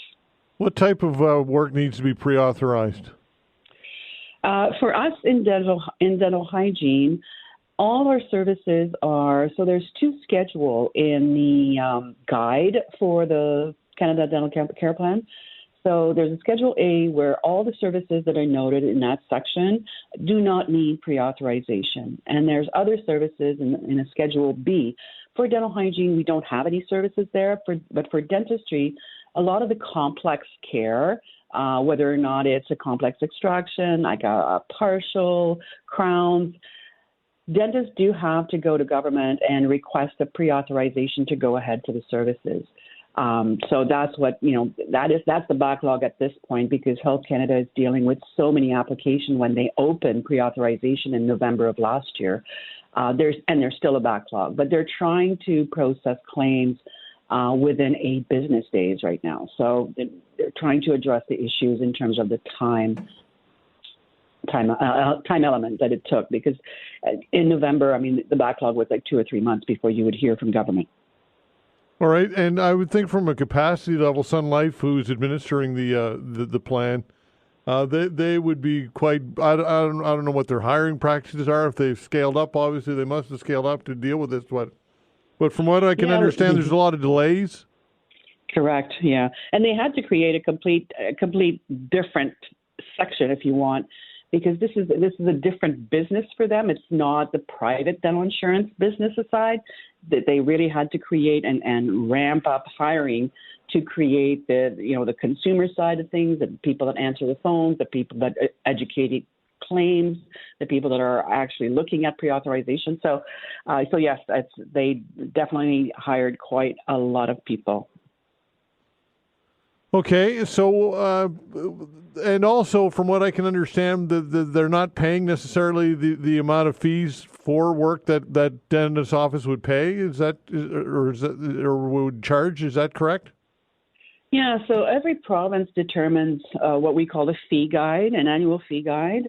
The Canada Dental Care Plan pays very close. It's probably one of the best federally or provincially funded programs. Their return, it depends on the services. I mean, it could be anywhere between 85% of the fee guide to about 95% of the fee guide. So they pay very close to what dentists would usually charge, but not necessarily the exact same fee. No. Okay, and I suppose, what advice do you give people who want to know more about this, or if they haven't applied yet? I guess what advice would you give people to know as much as they can before they go to the dentist, I suppose? Well, Health Canada has put a very good website together on canada.ca/dental. Where there is a public section on it where they can, and there's also a phone number there that they could call and ask the specific questions about the program. The other thing is, to read that information that is on that webpage from Health Canada is probably the first start. And then you've got another page that talks about, am I eligible? So it goes through all the parameters that they have to meet in order to be eligible. And then they could go in and try and see whether or not, because a lot of people are on the cusp and they don't know, like, am I under 90,000? Where am I? They can just go into the system and complete the information, and at least that will give them whether they are or they aren't eligible. And I would encourage them to call that number on that page to ask the questions that they have. And if they're already, if they do have a dentist or a dental hygienist that they visit, is to give them a call and explain their situation and ask the front desk, what do you think my situation is? Where would I fit in the whole scheme of things? And hopefully they could get an exam done at least, and then they'd be able to know exactly what is the story, like what's happening in their mouth and what problem areas do they have to treat, maybe prioritize if there is a difference in the fees, and at least have their story so that they can move forward and say, I can't afford to spend $500, but I can afford to spend $100. So I might not do the entire treatment plan, but I'll start here. That's the most important thing. Yeah, and again, just cautionary tale: just don't show up at the dentist without applying or anything, and just expect to say, "I'm here, time for my free work." It doesn't work that way. Yeah, and without your card and your letter to show that you are actually in the plan. Okay, just again a remind everybody about that website again for all the pertinent information. It's canada.ca/dental. Okay, Sylvie, appreciate your input. Thank you. Thank you, Todd. Have a good one. All right, take care. Sylvie Martel, Director of Dental Hygiene Practice at the Canadian Dental Hygienists Association. Again, some valuable things there, folks. When the government rolled this out and they promoted it as free dental care, again, the devil's always in the details. Always in the details. It's not free. It's not, everybody's not covered, and you have to apply every year. And you need to get your Sun Life card and a letter from Sun Life, and only then you can go to the dentist and get coverage. And in some cases, depending on the type of work that needs to get done, it needs to get pre-authorized before you get the work done. So anyway, lots of layers to all of this, folks, and some growing pains as well, as you might expect. But I think fundamentally a good program. We know that dental care and dental hygiene is critical to your overall health. And there's lots of health issues if, in fact, this is neglected. And not to mention people's pain that goes along with cavities and bad gums and all that. So look, I think fundamentally it's a good program, but there's always, again, some wrinkles to be worked out and a learning curve. So that's why I reached out and talked to Sylvie about all this. The top 20% of Canadian income earning families pay 57% of all taxes. That when we come back.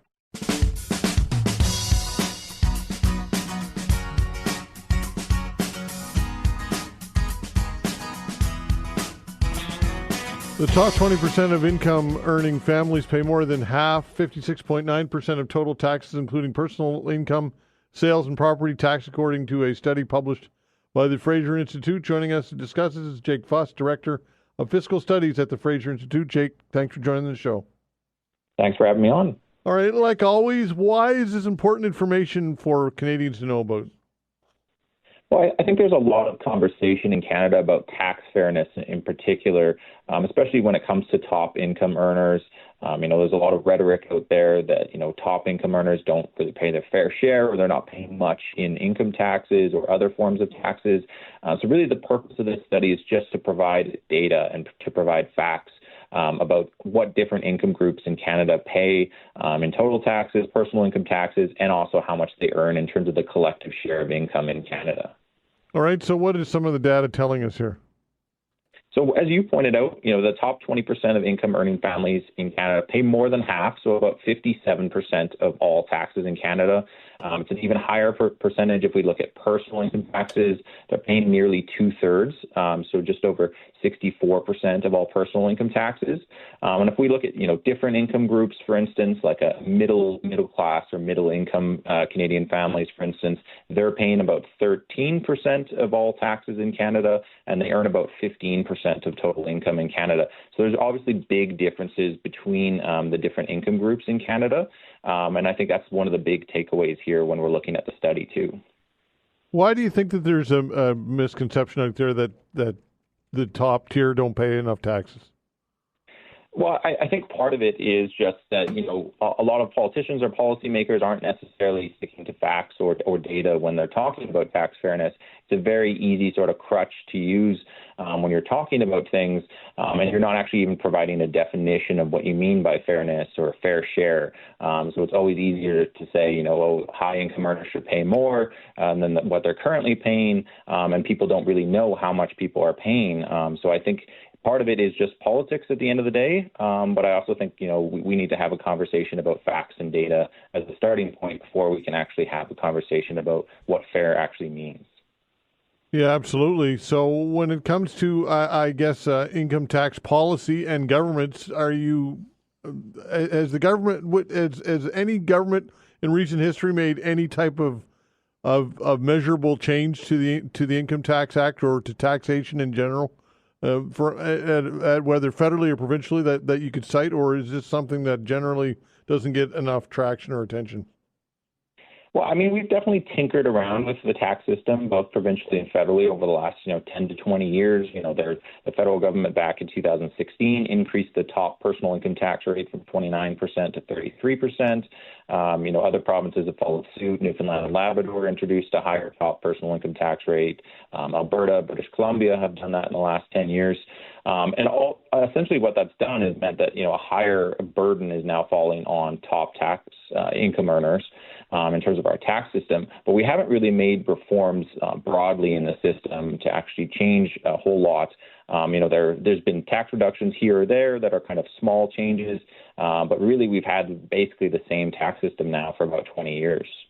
Is reforming consumption tax as opposed to income tax more equitable, or conversely, would reforming income tax, when I say reform, reducing, I suppose, is what I mean, would that be a more equitable way of dealing with taxation and fairness?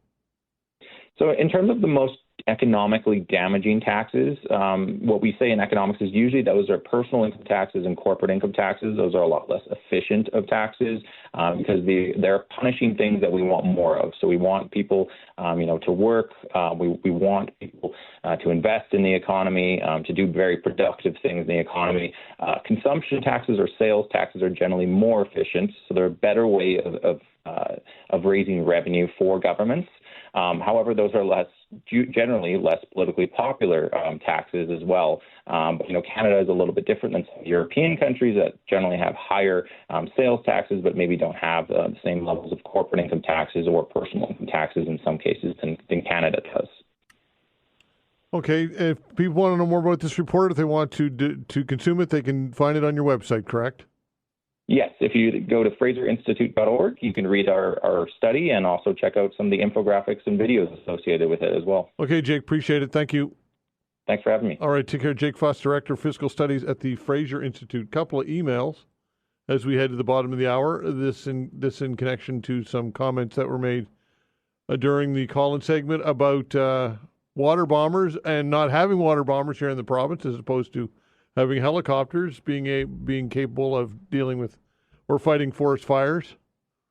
This one from Brad says, it's my understanding that while we have a lot of lakes in our province, that water bombers aren't ideal due to a lack of larger, deeper lakes.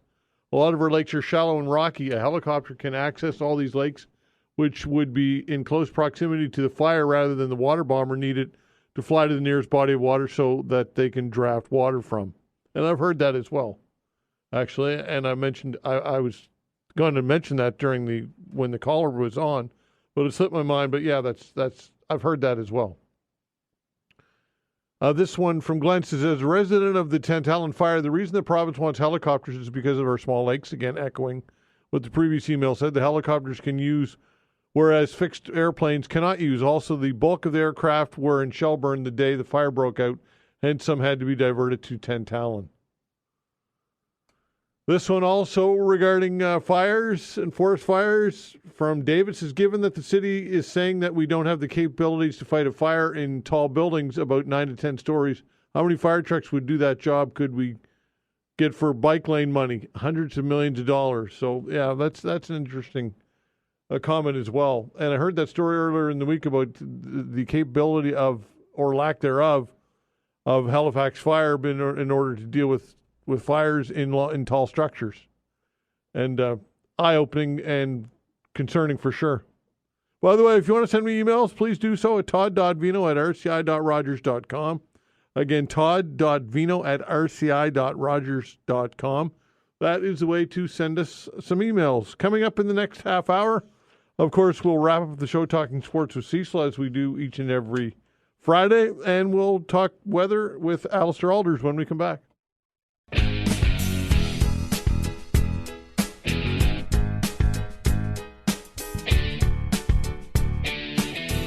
All right, joining me here in studio is Allister Aalders, our weather specialist. Allister, wow, what a week this was, eh? If you were on vacation this week, I mean, I know not everyone's a fan of the high humidity, but it was great beach weather this week. It was hot and humid. I think people are finally, maybe if they've been waiting for summer to arrive, well, it officially did this week for sure. I mean, we've had it pretty good so far, but it's definitely been very hot and humid this week. It's not as hot out there, obviously, today, but it's still very humid. And thankfully, there's a bit of relief on the horizon for those who don't like it. Yeah, for sure. So, yeah, today it's not as bad out there, but it's still muggy, right? Still very muggy. And even yesterday, it wasn't as bad because we had quite a bit of cloud cover sticking around. But when you have, the dew points, which we use to measure the moisture in the air, they're into the high teens and the low 20s. I mean, that signals a very uncomfortable and oppressive air mass. So even though it was a bit cooler today and it's a bit cooler out there right now, when I look at Halifax Stanfield Airport, it's 21 degrees. Yeah. The dew point is also 21, so the humidex is at 30. So it's, feeling upwards of 10 degrees warmer, even though it's a bit cooler out there today. So it's, you get a bit of relief in terms of at least it's not feeling into the 40s, because obviously we were into the low 30s earlier in the week, but it's still very muggy out there this morning. But the long-awaited cold front is coming, and it's going to bring really fresher air mass. I think if you step outside early tomorrow morning, you'll really just feel how fresh the air is, because the air, I find at this time of year when we're in these very long humid periods, it gets quite stagnant, and it's obviously with the hot weather we see more of that pollution that gets trapped during the day. So it's really going to help freshen the air mass and bring in a nice, comfortable air mass rather than one that's humid and oppressive. Did we break any records? We did break a temperature record earlier in the week at the airport when we, that was, I believe, Wednesday when we had the peak of the heat. It did climb up to 32, so that broke a daily temperature record. And I know parts of Nova Scotia, Powersboro, and Ingonish Beach did break records yesterday. What I always find so fascinating at this time of year is a place like Ingonish Beach, which is, right on the water. If the wind is blowing from over the Highlands, it can be one of the hottest places in not just Nova Scotia, but in Canada. Multiple private weather stations in the Highlands were well into the 30s yesterday, between 30 and 35 degrees. And that's because, when that wind is blowing more southerly or southwesterly, even westerly, you have the wind moving over the Highlands. As it rises, it loses that moisture. And then when it descends down the Highlands, it heats up. So you get a bit of a warming effect over the mountains rather than one that's cooling, even though you're right near the water. I mean, sometimes you get a bit of those sea breezes moving in during the afternoon, but in Ingonish Beach yesterday, it was already 30 degrees at like 10 o'clock in the morning. So it's always fascinating for me as, someone who forecasts the weather to just see how hot it can get in a place like Ingonish Beach, which is right at the coast and climbs well into the 30s a few times each summer. And, we can see that in other places along the Atlantic coast too, but typically you need more of a west or a northwest flow so that the air is warming over land before it reaches the coast. And obviously when we get into these really humid periods, and that typically comes with the hot weather, usually we're in more of a south or a southwest flow. Okay, what can you tell us about potentially water levels and drought? So I will say that, the last couple days with this hot, humid weather, a lot of people are now starting to say that their wells are going dry, and we've talked a bit about this. And when I spoke to Dan last Friday, mentioned that, the Halifax area is into a moderate drought again.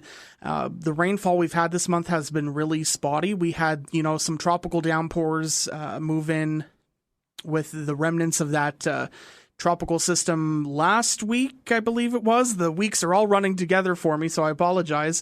And that did bring some, a decent amount of rainfall to, the city itself. It was generally a 15 to 30 millimeter event, but for the most part, the rain has been really spotty and not significant, so we are in a bit of a deficit. We had some much-needed showers overnight and early this morning. There's a bit of rain in the forecast Sunday night and into Monday, so that is good. We truly do need the rain, even though it's coming in later this weekend, just because it has been so dry, because at this time of year, as we have discussed before, the rainfall, the showers are more convective and not as typically as widespread as we would like it to be, and that just obviously leads to what we're seeing now with, low river and water levels in the lakes. And like I said, I've noticed a number of people on wells in not just Metro, but in counties outside of HRM, Hants County, and parts of the valley and the South Shore. People are saying their wells are going dry, and that's obviously an issue that's been happening since this time last year, because we were into that very dry period in the summer and the fall, made up for it a bit this past spring, but obviously it's despite, we've had that every, weekend of rain that we were talking about, it really hasn't amounted to a whole lot. So we do need some more beneficial rain to help make up for things. Yeah, and you say beneficial, we're talking like 30, 40 millimeters. 30, 40, and not in one shot, not in a couple of hours, because obviously we can see amounts in that range if you have a downpour or a thunderstorm move through. But the problem at this time of year is because it's so dry, the ground it's harder for the ground to absorb that water if it's coming down at a very high rate. So we need a widespread light rainfall that occurs over, a span of, multiple hours rather than in a, half an hour or up to 2 hours, because unfortunately, that's what we do experience often at this time of year. We need just something a little more, not as convective, more stratiform in terms of rain to in light and slow moving so that it can absorb into the ground and not just run off, because that's the biggest problem we're dealing with right now. Did you say stratiform? Stratiform, yeah. That's a guitar, isn't it? You tell me. You're the expert on. You're the guitar expert from Stratocaster. Okay. So that I'm having a little fun with you. Okay. What's stratiform mean? So stratiform relates to stratiform clouds, which is stratus clouds that we experience with our cloud types, and stratus clouds are typically fairly low level. You can get some mid-level stratiform clouds, but they're lower in the atmosphere, typically associated with very overcast, foggy, drizzly weather. But, when we get these areas of low pressure moving in, obviously there is convection within the area of low, but we get these more stratiform clouds that produce the more widespread, lighter rainfall systems that we do get. When we refer to, say, convective rain or convective showers, that is the result of you have the air that's unstable here at the ground and aloft, and it's rising, whether that be along a cold front or, sea breezes converging or something is lifting that air. And as that air lifts, it condenses to form, cumulus clouds, and they can eventually continue to grow into rain-producing cumulus clouds, or with thunderstorms, cumulonimbus clouds. So they're more convective. Stratus clouds are more stratiform and typically, as I just said, more lighter rain associated with fog and drizzle too. Okay. Dog days of summer. What's the origin of that? Yeah, it's felt like the dog days of summer this past week. It's really interesting. The name derives from the Sirius star, which ancient Greek, that's the ancient Greek word for scorching or glowing. Sirius is the brightest star in our night sky, and it's also known as the dog star because it's part of the Canis Major constellation. That's Latin for greater dog. But essentially, ancient Greeks noticed that the Sirius star would appear in the morning sky and travel across the sky with the sun, and it was believed that when Sirius and the sun were in conjunction, that the two stars would make it hotter during the daytime. So that they referred to that as the dog days. But of course, the Sirius star is not emitting heat. It has to do with Earth's tilt on its axis at this time of year that we're getting more concentrated rays of sunshine here in the northern hemisphere. But typically the dog days of summer go from early to mid-July to August, although Sirius and the sun are in conjunction usually around July 23rd, and the dog days are considered 20 days before and 20 days after.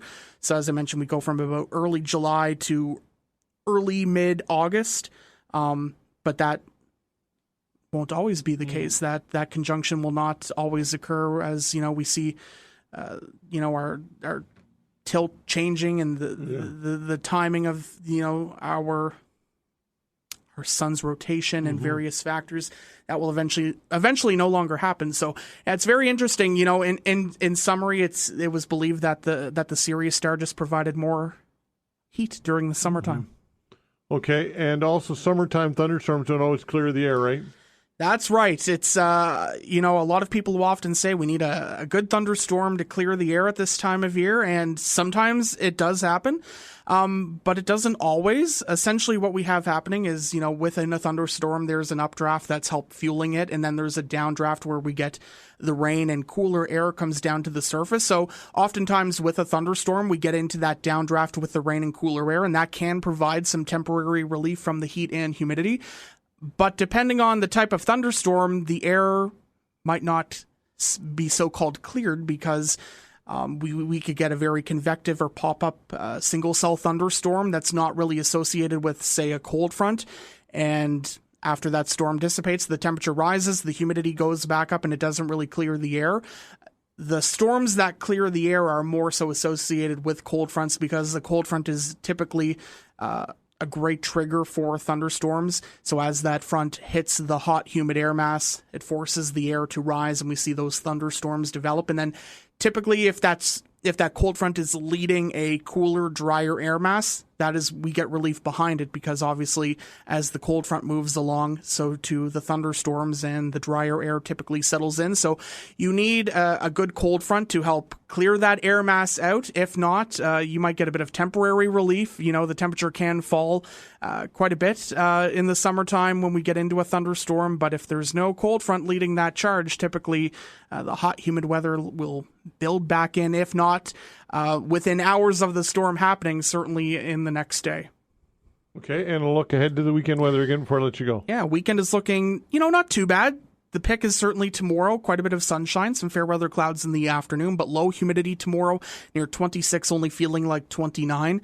I do think more clouds than sun on Sunday, and it looks like the rain that's coming in will likely hold off until Saturday night, so that is good news. It was looking like maybe it would come in Sunday afternoon when I was checking yesterday, but it looks like it should hold off until later in the day, although parts of the valley and the North Shore could get into the showers perhaps a bit earlier than here in Halifax, but the chance of showers will linger into Monday, but otherwise we do see gradual clearing and generally fair weather for later Monday and for Tuesday, with temperatures right around where we should be for this time of year in the mid-20s, and humidity really not uncomfortable or oppressive. So that's welcome. Okay, Allister, thanks. Thank you. All right, Allister Aalders, our weather specialist. Cecil Wright when we come back. All right, time to talk sports with our sports guru, Cecil Wright. Hello, Cecil. What's going on, man? What's up, Todd, old boy? Not much, pal. I saw this story, and I thought perhaps you might know about it. A full circle moment for Ty Doucette when his name popped up on Major League Baseball draft board on Monday. He was selected in the 10th round, 294th overall by the Cincinnati Reds, Ty and his father, Darren, being the first Nova Scotia family members to be taken in the baseball draft. Was this story on your radar at all? Certainly was. In fact, I had Ty as a guest on my television show last fall, hoping that it would propel him into being drafted. So I'm taking all the credit for it. Pretty amazing, in a way. It's quite a story. Yeah, well, first of all, let me tell you, aside of baseball, he's just a great guy. Spends a lot of time with younger ball players, trying to help them hone their skills. And as far as I'm concerned, he's one of the best contact hitters I've ever seen for a slugger. Mm-hmm. And I just have my fingers crossed for him. Now, he had an opportunity to go to the Cape Cod League and play with the Bourne Braves this year, but he injured his hamstring at the draft combine, so he ended up not playing, and I thought that might hurt his draft status, because originally it was thought, I read that they thought he might go as early as in the 6th or 7th round. But still, being drafted, a kid from Nova Scotia being drafted, not too shabby. And I don't know if you know this, your New York Yankees picked up a Nova Scotian in free agency, a young right-handed pitcher by the name of Tyler Boudreau, whose father, Garrett, used to play for the Halifax senior team years ago. Wow. Pretty cool, eh? What a great 2 days. Yeah, absolutely, 100%. So there you go. I knew that'd be on your radar, so that's why I brought it up. So when it comes to the All-Star game, what are your thoughts on All-Star Week? I'm not a fan of it at all. I don't watch the Home Run Derby. I don't watch a second of any of it. But what's your take on it? Well, I'm usually out doing a game that night, so I usually catch maybe the second half of it, and that's what I did this time. And I got to tell you, I usually don't enjoy the game all that much, but this swing off, or whatever they call it, with having three players from each side try to hit home runs. Mm-hmm. I thought it was kind of an interesting experiment. And, instead of seeing games go, 11 or 12 innings, I kind of liked seeing this homer off, or whatever you want to call it. And Kyle Schwarber was unbelievable, by the way. Guy hit 3 shots. Incredible. So I'd rather have a game end that way than drag on for another couple hours and potentially hurt some pitchers who aren't designed to pitch more than an inning or two in the All-Star game. Do you think that it's something that they could look at in the regular season, or no?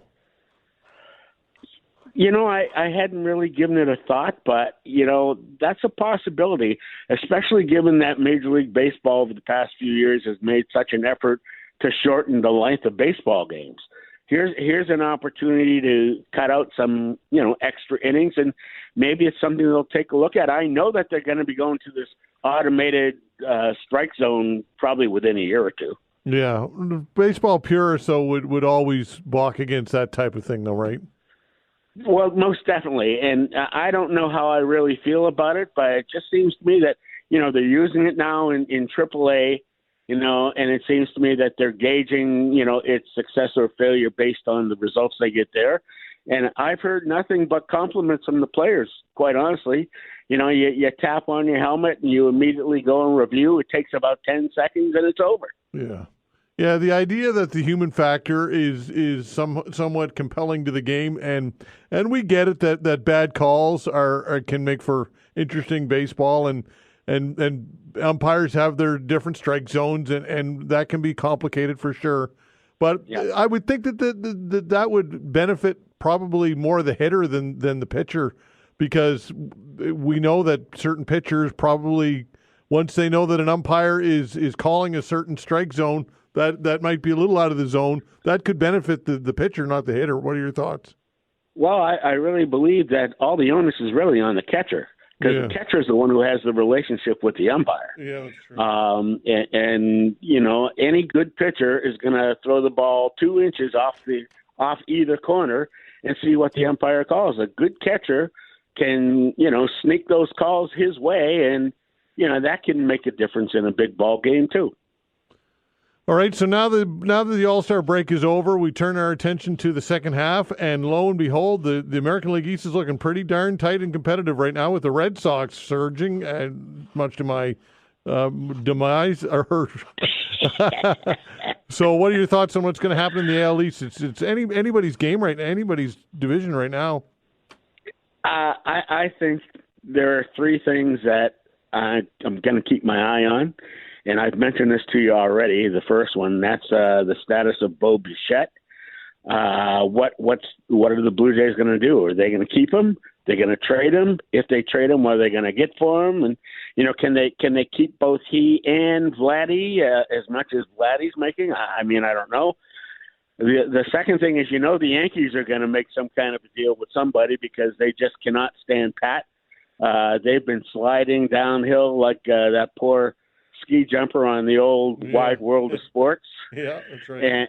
And then, of course, the Red Sox. Are the Red Sox going to make a move? I would think that they're going to do something to try to get a first baseman, an established first baseman, at least for the second half of the season, somebody who may be a free agent. I've been reading about the Naylor kid, who happens to be Canadian, who's I think he's with Arizona right now, but he's not doing too well there. He was on the All-Star team when he was with Cleveland last year, so obviously he's got some talent. But the Red Sox pitching has been fantastic over the past 3 weeks. If they can keep that up, I see them moving into first place by the end of the month. There you go. All right, before I let you go, what do you got going on local that you'd like everybody to know about? Senior baseball tonight. We've got Dartmouth, who got mercied by Kentville last night. Mm-hmm. They're in Halifax tonight. The Mainland Comets playing the Metro Brewers. And then on Sunday afternoon, it's Halifax versus Kentville. And Kentville right now is hot. They're the Red Sox of the Nova Scotia Senior Baseball League right now. Okay, pal. Appreciate it. You better show up sometime. All right. Thanks, Cecil. See you later. All right, take care. Cecil Wright, our sports guru. Thanks for listening, everybody. We appreciate it, as always. Thanks to Vanessa Van Den Ness on the other side of the glass. The control board's doing a fine job, as always. We're back on Monday, 10 o'clock. See you then.